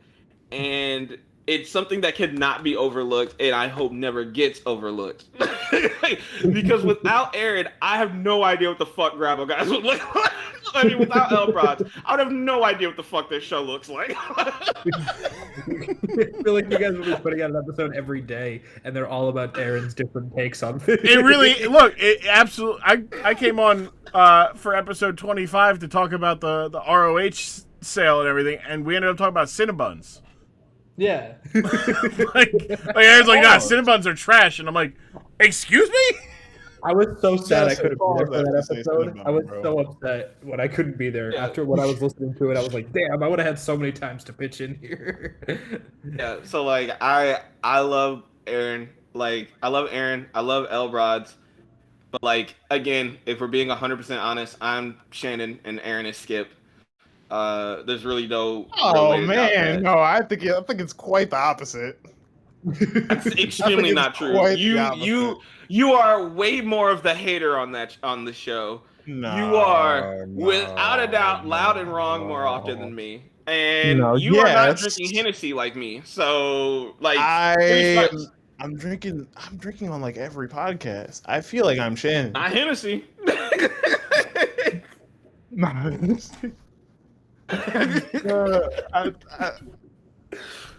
No, man. I'm definitely Shannon. He really does not have a Definitely good Shannon, response. bro. He's just gonna say, "No, you're not Definitely- Shannon. It's fine. definitely You're not Shannon. Shannon though." Look, I would take being called Skip the compliment in this case, because that means I get the conversations going, like, and I'm the one who drives it. Like, no one talks like some of Shannon's best bits are as a result of Skip hating. Like Legault is there. We don't get Legault without Skip daily talking about how LeBron's a bum, or not the GOAT. It's the one who gets the engagement on everything. I mean, look, Like, you know who's gonna got fucking like Shannon. Shannon's gonna bite the bait every like 2 seconds. Yeah, you do And be biting unlike- that bait. You be I eating do that not. trash. Not with yours. I Yeah, absolutely you don't. do. You I sure do do. not. do. Sometimes, I feel yes. Sometimes I will get caught, but not all the time. You be Not like eating that Shannon would do trash, it. boy. Sometimes you will be like, all right, put a pin in that. We'll get back to it. But for the most part, I feel like you bite the bait a little bit. It is. So to my listeners, if you don't listen to the Grapple Guys, here's my selling point on it. If you've gotten this far in the episode and you're still on the fence, they don't put the pin in anything, right? So these guys will have a conversation. That's perfect. They'll go like this. All right. So So this is how the conversation goes. You start this episode, they're in casual conversation, much like, we do our stuff. And then they're like, all right, so what do you guys want to start with first? And like, hey, let's start with Raw. Aaron, I didn't watch that shit. Brodz, I thought it was okay. Jimjam, I got everything from, I got 35 minutes on Bianca. Just Bianca's segment. And then I got another 25. Let me explain to you why. And then, hold on. In the course of Jimjam's 35 minutes, there is at least 3 different diatribes and tangents they go off of because Aaron has a take. He goes, hold on, I was thinking about this. 3 takes, man. That's like 3 in here. And then Aaron will have a list of takes about shit that he just said he didn't watch. yeah. But one of them also has nothing to do with wrestling, which then you guys go on a tangent, and God forbid if it's fucking basketball season and playoff basketball. No, this is how every episode starts. This is how every episode starts. God damn it, Jason Tatum! Oh, Brodz watching. Let me turn this game on real quick so Brodz ain't alone. Like, that's all it was last year from the month of fucking May to July. Yeah. Was fucking. It was great. Brod's mad about either Jason Tatum or Jaylen Brown, or you guys clowning somebody else. Like, yeah, man, it sucks to be a insert team here right now. Like, couldn't be me. Bro, legitimately, that shit is so accurate. Like, it will be, listen, let me tell you something about Monday Night Raw. And then as I'm talking, it'll be Raw sucks, Viking Raiders are not good. Let me tell you why cheese is trash. And those will be Aaron's 3 takes. And then now I gotta sit here and listen to this man explain to me why cheese isn't good. And I'm like, Let me best- tell you why cheese is good. Like that's like it's just me. And then- that You eat this is the what the trash. episode. So then You eat the trash. wait, and then Jimjam goes, let's put a pin in that, because I want to talk about NXT, because my man Trick, he was acting up. And then immediately Aaron goes, fuck Trick, Gouda cheese is the worst. That's the worst effect of it. I hate Colby Jack cheese. You know, Trick Williams, he's Piece of Trick. shit. Let me tell you something. If you don't fuck, that's why you don't fuck you. That's why you don't have. Then I attack his abs, because the reason why you don't fuck with Pepper Jack is because you don't got any abs. All right, that's why. And then after that, it's like after we're yelling, my boy. after we're yelling, Brodz will come in and very calmly explain to us. So yeah, on NXT, Yeah. Keith Lee did this, or some shit like that. And Bro- then I know Keith Lee's in there. It's just an example, Yeah. whatever. And then it'll be like, yes, all right, yeah. And then it's time to talk about SmackDown, and it'll be 35 minutes of us talking about just how good Roman Reigns is and how it just can't possibly get better, and then it does. And then Aaron will come in and be like, let me tell you, not only does cheese stink, right? The mere concept that you as a man will eat cheese is disgusting. And I'm like, Yeah, Aaron will be quiet for 40 minutes, not give it, because he didn't watch any of this shit, and then he's like, all right, they're done. Hey, so you're gonna sit here. Only talk about AEW. You're gonna sit here, yeah, and then and he's like, I want to talk about I AEW. did And ever watch AEW. it's like, I want to talk about. Can I talk about AEW? And Jim Jam, no, because you're dumb about the cheese. You lost your speaking permission. Brodz, did you watch AEW? listen, no, Aaron won't watch shit, and then all of a sudden it would be like, let's talk about the cracker soiree that is AEW. And then because I myself do not watch AEW, That's all I watch right now. Like, I don't know. I give them the piece to talk about AEW, which means for the next 30 minutes, you will not hear me utter a single word because I Except don't watch that shit. Unless it is time to spin the wheel, the slander wheel, and it always, slander baby, wheel, it always lands on that fucking gas station weasel, Adam Cole. Every time. Then I have to be semi-appropriate because it's like Brodz really loves his wrestler, but I don't really fuck with a nigga that I'm pretty sure I can beat in a fight. So I can't respect I think I could beat him in a fight.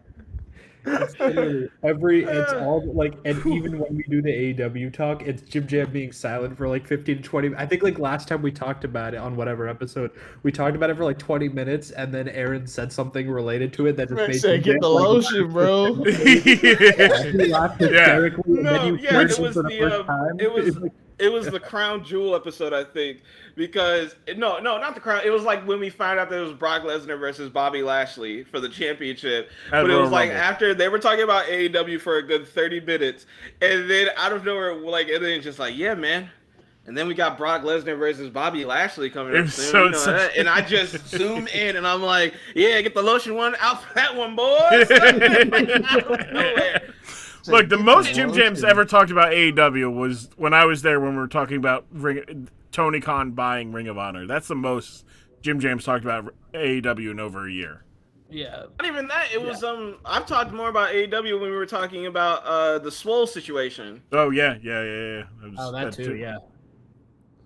And most of that was there's a little white boy. They just showed a white boy on the screen putting the one up for the Usos. Yeah, and that made me think about the Nation of Domination fist. That gift of the Gigi just had that same energy, and that shit was killing me. But yeah, like the whole Swole energy. I mean, the Swole situation. That one I was talking about a lot because it was one of those things where it was one of the bigger than wrestling things. Yeah, absolutely.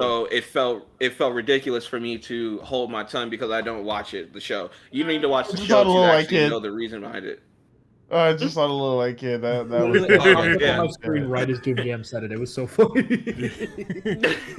No, but that is why if you're listening to this and you have not checked out the Grapple Guys, check them out. They're on all major podcasting platforms. They use Anchor like I do. So Spotify, Google Podcasts, Apple Podcasts, they're all there. The Grapple Guys, it's wrestling talk by guys who enjoy wrestling, except when they don't enjoy wrestling. Correct. Listen, it has never once been me. It has never once been me who didn't enjoy wrestling. I just really want that to be clear. Every episode I come in, yeah, it is only Aaron. Aaron's quite just a often very. me. It's not even quite often. It is only him. Like Brod's only real negative complaint about wrestling is the camera work sucks, and I can't really dispute that. I, on the other hand, I like kind of turn my brain off a lot when I watch wrestling because I'm just like, man, this is sick. And then Brodz has a problem with the cameras, which when you look at it, he's right to have these problems. It sucks. And then Aaron, every day, it's like every day I'll I'll like text like, all right, are we recording tonight? And then Brodz is like, yeah. And then Aaron's like, I wasn't really feeling it. And I'm like, oh, Dios mío. Like, in Aaron's defense, Aaron is a lot closer to wrestling and like the atrocities of wrestling than the rest of us. So like, Too close. So there, as soon as Aaron explained that, I was like, nah, that makes perfect sense, right? Like, because I clowned Aaron. I was like, I thought you guys were supposed to be the three guys who liked wrestling. And he's like, yeah, but like, you know, when I'm in it and I just see all the terrible things that are going on, and it's like there are horrible people at all levels of this thing, and there's nothing like I can do about it, you know. Other than just call it out, it kind of makes me not fall in love with, makes me not love the thing as much. Makes me not want to do it. Yeah. I mean, that's why. So here's my response to that, and 100% respect that, Aaron. I get it. Once you're so close to something you loved, you kind of learn what really makes what it is. I can honestly see and understand the concept of not really fucking with it afterwards or having that down period. But I feel like I met my hero. you met your hero, you found out your hero stinks, all right? I found out my hero was racist. And all the replacements you could have for a hero are two. Are also racist. I found out that my hero was racist, and then I was like, you know what? At least I still have this other person, and then that person was racist to me directly. So yeah. So I understand that. I understand that plight. Here's my counter to this. I want to never work another 9 to 5 again in my life. So I really want this show to take off, so I'd never have to in my fucking life, dude. Like, I hate this shit so much. Listen. You're right. You're 100% right. If we got a day where we could release it every week, I would do it. That's my fault. I take full responsibility. It's my fault. It's like, no. Brod's like, sorry guys, I'm working on my actual career that I enjoy. Brodz got too much hope to be the third person. He said, I do I actually. need someone in the mud with I like us. cameras. Hey, so. man, don't try. Jimjam's trying to kick me out. Well, no one else is doing it. That's what it sounds Sorry, like. guys. I have a girlfriend and my cameras too. Yeah, something that y'all don't understand. No, I get where you're coming from, man, because like I enjoy pro wrestling so much, but then it's like I every too have time... a girlfriend and cameras. But this is why I do the dork side stuff, right? Is because I'm not I don't really talk too much about the current stuff because I can't talk about the current stuff without going like, yeah, RK Bro is the tag champions. Matt Riddle's a scumbag who's an alleged sexual manipulator at worst, or at best, that guy's racist. Hey, this company does this, WWE takes money from, the Saudi government who was, had a big hand in 9/11. Like, those shit is not fun to talk about, right? And it's which is why I enjoy your guys' podcast, because it's like, yeah, we're going to talk about wrestling, but also if we don't feel like talking about wrestling because everything going on around wrestling right now sucks, we're going to talk about Cinnabon. What's harder, being a pilot or being a Craig of the Creek? The Craig of the Creek discourse was incredible. Yeah, dude, have you seen it? I have not. I got it. It is on once I finish this rewatch of New Girl, I'm watching Craig of the Creek. I'm going from Super White to Craig of the Creek. Pretty good. No, pretty good. I'm sorry. my ADD will not allow me to like not finish New Girl to start Craig of the Creek. I'm sorry. Right now, I'm stuck on As Told by Ginger. Yeah. Look, it's not like I'm stuck either because like I'm enjoying it, but it's like I can't stop. Yeah. I just started the what is it? Winning Time, the Lakers series on HBO Max. Stop that. Go ahead. Stop that. I've heard it. Yeah. It's good. I enjoy it. Trash. Yeah, I think it's pretty good. It's very like it's an erratic. I love how you were like, I love it. I'm just like, this is the worst of the worst. I wouldn't say I love it. It's definitely like it's not normally my, I guess, style of show in the sense that it's very like erratic in the way they kind of film and edit it, but I don't hate it. Like I'm interested in more in the story than I am like the kind of like editing and like cinematography they're trying to pull off, I guess. Oh yeah, cinematography. Yes. New Girl. Wow. Yeah, cinematography. But look, I'm on the last season, so I might as well, you know. How many seasons of New Girl are there? By the way, 6, I think. Maybe 7. 6? all right. Yeah. Is 6 too many? I'm gonna defend New Girl. New Girl is. No, I used to love New Girl when it first came out. Look, Let me New tell Girl. you, when it I first be dropped, watching anything, dog. Like I swear to God. when it first dropped, New Girl was going crazy week to week. I was really banging with New Girl. The writers were like they made a Republican character, but then they were like smart enough to not make him that kind of Republican. Where like they're like, we know you're voting for Trump, and he goes, I'm not voting in this election. I'm Paul Ryan 2020. Like let's go, and it's like, what the fuck? Yeah, see, I ain't get that far with New Girl, man. Yeah, it's towards it. It's I saw a white woman with a ukulele and tapped out. I said, nope. That's fair. I understand. Look, I get it. Zoe Deschanel. Correct. Yes. I get it. Then again, I get here's the thing. I can't even really shit talk all that much because I was like, fuck New Girl. Time to watch Two Broke Girls. And I know that's Two Broke Girls, dog. Come on, man. He's Man. watching Two Broke Girls. Said, I'm gonna watch. I was watching Two Broke Girls at the just for the fuck of it. man. Respectfully, man. What's her name? Hey, Kat Dennings, Kat man. Dennings. Hey, Dennings, I like to let me work tell y'all with Kat something. Dennings. Let me tell y'all something. We might have to cut the show. Like, well, look, we'll get out of here. I was watching that show. As Anthony Mackie said, I like the part where I got that was to a work with Kat prime Dennings. 14-year-old show. Oh, 14-year-old boy watching Two Broke Girls. That was a prime Boy, look at them 14-year-old show. breasts. You I like Kat youngins. Dennings, but in Two Broke Girls, she is like as dry and emotionless as you could possibly. Kat Dennings is some shit for real, but like, I mean, like, bro, I mean, like, thang's thangin', bro. No, you can say. I don't know what you want, man. Like, I found out that she was engaged. Like, Bro, I found out she was engaged to Andrew WK, and all my love for Destroy, Build, Destroy went out the fucking window, dog. Yeah. Dead serious. That's She is. kind of hard. Shout out my guy. Well, I swear to Never God, we mind. were talking about Destroy, Build, Destroy on the pod the other week. Absolutely were. Yeah, a lot Yeah, I of was like, we things do- 100% were. Yeah. Yeah, I love that show. yeah. Destroy, Build, No. Destroy was the shit. But with all due respect, Andrew WK, if I see you in the streets, it's action. For disrespecting my That life. is, we're I'd gonna. never fight over a white woman. But But I'm not trying to fight. Dennings, I I'll would- win over a number. he could have killed him. And that's how. That's it. All right. Let's run Enough. Another crazy episode of Dork Side in the book. Yeah, another crazy episode of Dork Side. No, This, we barely did any dork siding. Like, no, we didn't. No, this is. I'd say this. I feel like it's every week I say this, but everybody feels bad because like, oh, we didn't talk about the thing.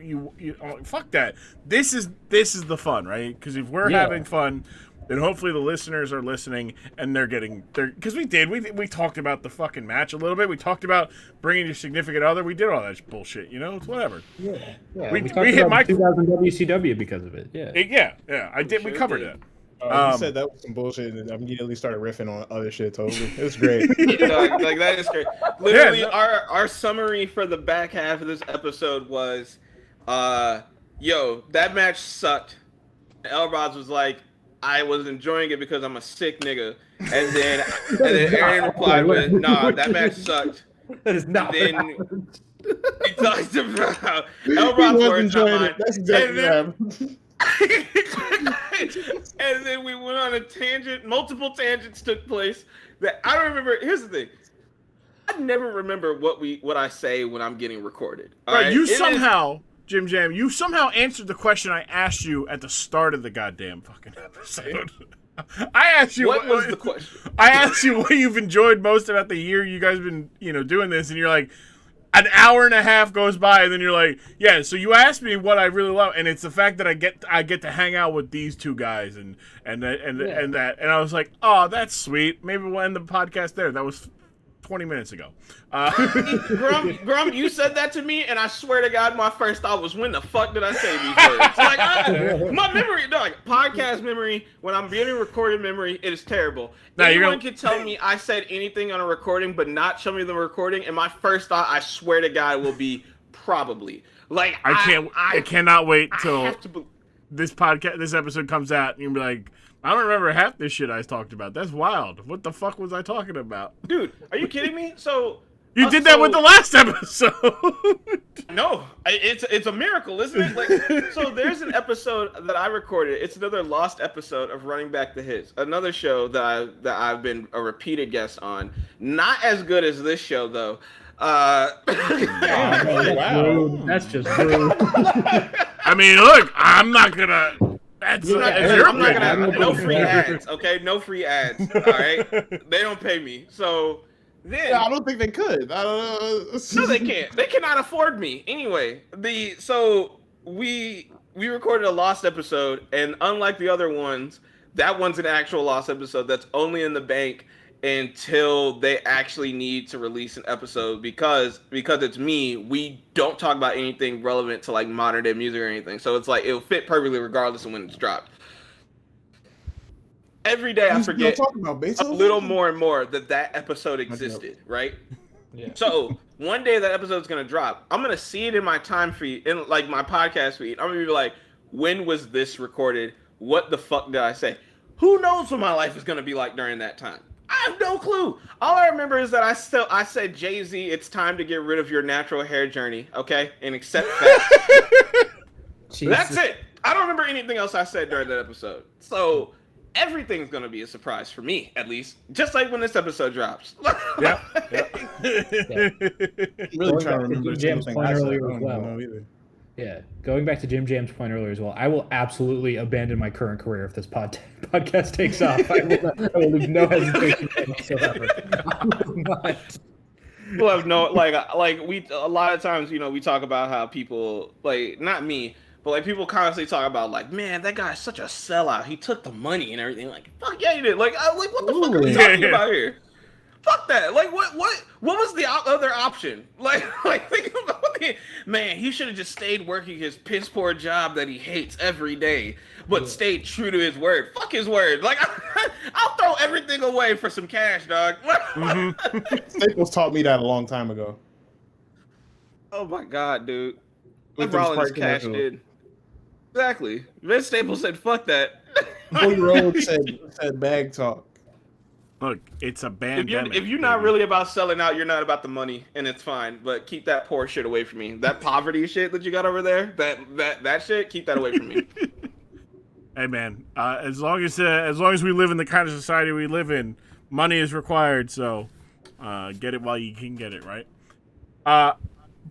As ethically as you can do, I should say that. Obviously, don't be breaking laws or just sell out. No, what if you're sell like out a your own hitman? Like, what if you're like a really cool hitman? You know what I mean? Like, yeah, you're killing people for money, but it's kind of fire. You know what I mean? Like who? Like are we talking like Punisher kind of hitman where like he's actually? I'm talking like Agent 47 from the Hitman games type shit. You know, like just so he's cool and suave. That nigga wearing like Gucci suits and he But got he's like bald. the He's poison bald. needle. He's bald. Yeah, boy, that's rough. It's true. So which means he's gonna get Chris All Rock right, in trouble. what if I'm Agent 47, but I got like a Keeps subscription? You know what I mean? No, I think with a mohawk or like Agent. some type of I'm pretty bald sure. fade. I'm pretty sure Agent 47 is gonna get Chris Rock in trouble again. He's gonna get slapped. Ah man, listen, people should just keep slapping Chris Rock just to see if he do shit. Yeah. Personally, no, you got it, Grum. I was gonna say, I was like, there's gonna be a cycle where he's gonna get slapped, that he's gonna punch somebody, and that person can get punched until they shoot somebody. Right. It's just a disease. Violence is never the answer. Violence never the answer.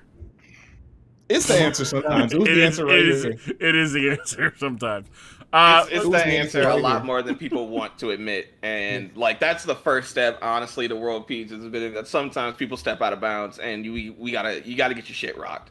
Yeah, you can't talk them back into bounds. Hey, sometimes shit get out of hand, and you gotta set some shit straight. Like, here's the thing: something wrong might have happened to you.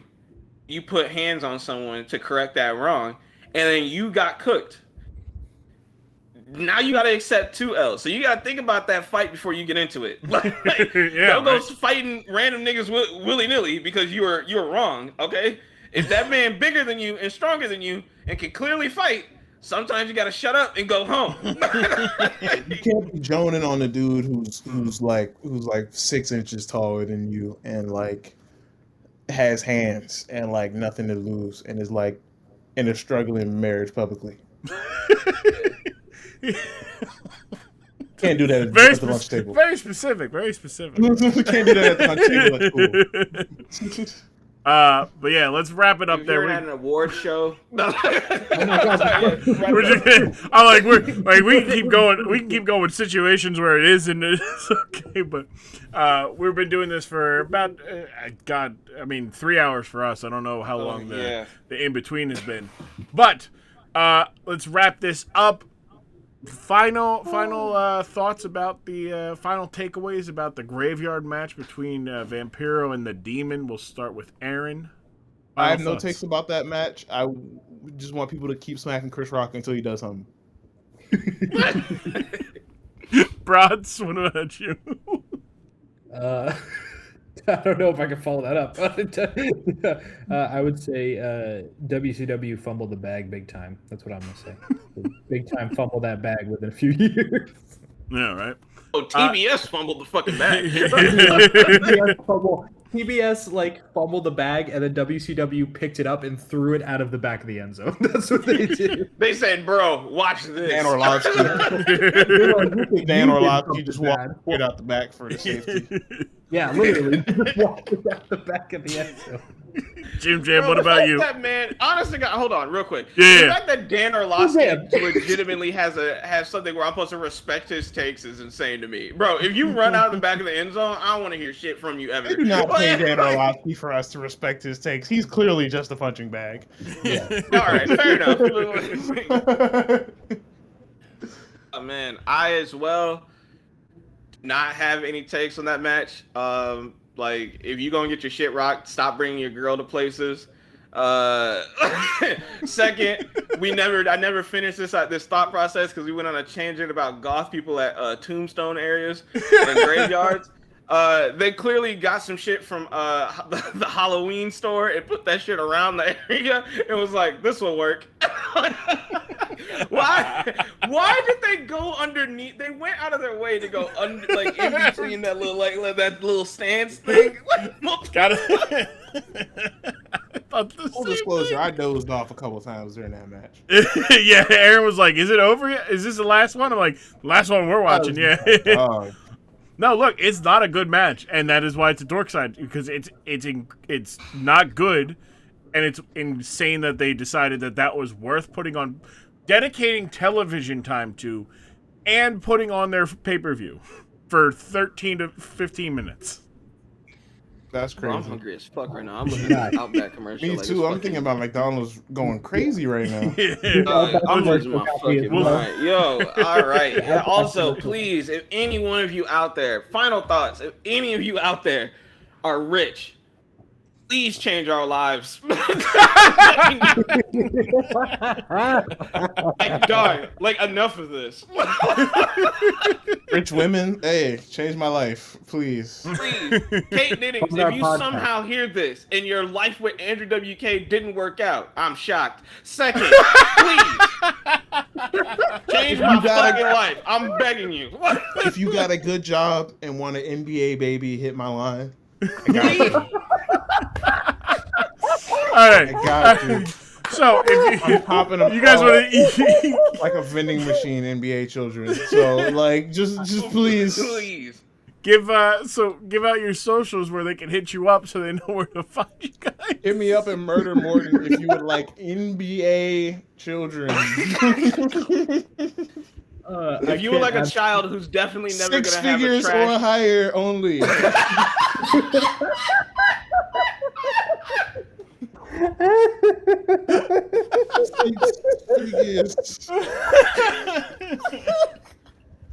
I Wait, personally, Aaron, have you ever said your height yet? You gotta let them know. Like, what's up?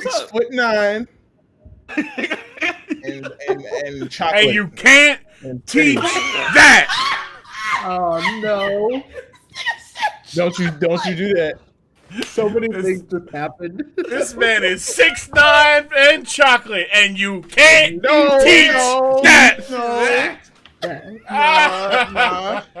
Wait, Grub, if there's one thing about him, he has a SAWFT. WFT. So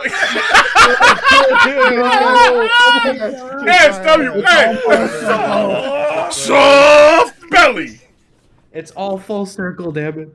Also, real quick, Aaron, I meant to bring this up and I completely forgot. When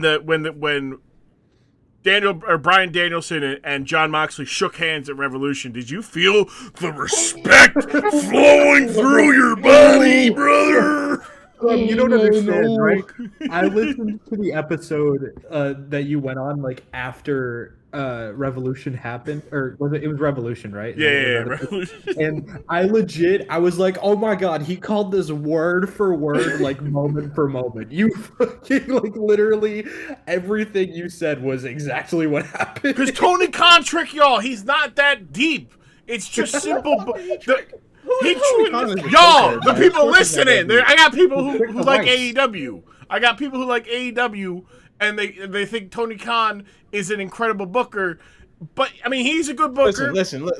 I'm not gonna front. Listen, Tony Khan is on drugs. Probably. Yeah, of course. Yeah, they need to get an HR department or PR department and an HR department with the quickness.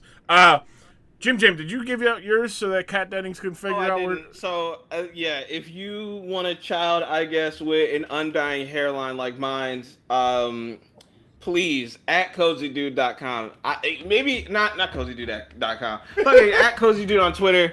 I will absolutely change my entire life and personality just so I know that I never have to work a normal 9-to-5 again. I'll do basically almost anything. Some might even be illegal, but like I literally don't ever want to have to like clock in for a job ever again. Like I really don't. Like, please take me off this. I'm begging you. Even if it means like kill me, like just do it. Like take me out of this misery. I don't want to do this shit no more. But the fact that I'm about to go to bed and then wake up to go sell furniture, bullet between the eyes. Like enough of this. So you either want to change my life or take me out of this world. At cozydude.com. Just let me know where I gotta be. Somebody, you asking if somebody, so for someone to kill you, that's crazy. Look, he's not picky. He At either wants a Twitter. relationship with somebody rich or for somebody to take him out. Yeah. Make your choice. I don't care which one. I'm not the one that's gonna have to bury me, so you know what it is. Brodz, please go. My as we mentioned at the relatively beginning of the episode, I changed my Twitter handle while we were on this episode, so now you can find me at one Grapple Guy. That is ONE Grapple Guy. Just a single one. Yeah. And one. I cannot. The one. Yes, just the one. And I cannot promise any NBA babies or undying love, so I don't have to. Look, you kind of can. a 9 to I 5. didn't say undying love. I said undying hairline. Let's get that Sorry, straight. undying hairline. But I guess, I don't know. Come to my Twitter to see me retweet wrestling and Celtics related content. There you go. Problem solved. If you want an undying Celtics fan, Different kind of NBA, because baby. those are. Let me tell you something. Because Different those are kind of so NBA. rare outside of Boston. And that boy is in Florida. Man, the respect is flowing through me, brother. I'm over here. We got our brother. We got ourselves a 4-way handshake, brother. Look here, Hoffs. Not in As a Harlem. man, why are you proud to respect Why another man? you got stuff flowing through you? As a man, why you letting shit flow through you? Look here, brother. Look here, brother Aaron. 16 weeks with me, and I'll have you like a horse you're supposed to be. Ooh, yeah. Yeah. Nah, did y'all just see Montez take that RKO? I'm sorry. No, I didn't. I missed it. I was too busy laughing. That shit was funny. Oh Thank my you. god. We're going to get out of here. But thank you guys for coming on. Check them out. Grapple Guys at Grapple Guys on Twitter. You can check them out on Apple Podcasts, Google Podcasts, Spotify, and wherever you find your favorite podcasts. The Grapple Guys. 3 guys who love to talk about wrestling, even if they don't want to talk about wrestling. Oh, jeez. Thank you for having us. Oh, No problem, peace. guys. Love you guys. Thank you. We love you, pal. Thank you so much. I That was so forgot. much fun. Let's turn it to pod like that. That was awesome. Those guys are like Scotty Too Hottie and Grandmaster Sexay well before they were too cool. They were just too much. That's right. That's because they were too hot and too sexy. Were they? Or were they too much and too sexy? No, they were too cool. Yeah, no, yes. Yeah, too much. Anyways, look, thank you guys. Thank you, Brodz. Thank you, Jimjam. Thank you, Aaron. Thank you to the Grapple Guys for coming on. Check them out. Their podcast, again, is available exactly where mine is. Wherever app you're listening into this, listen to theirs.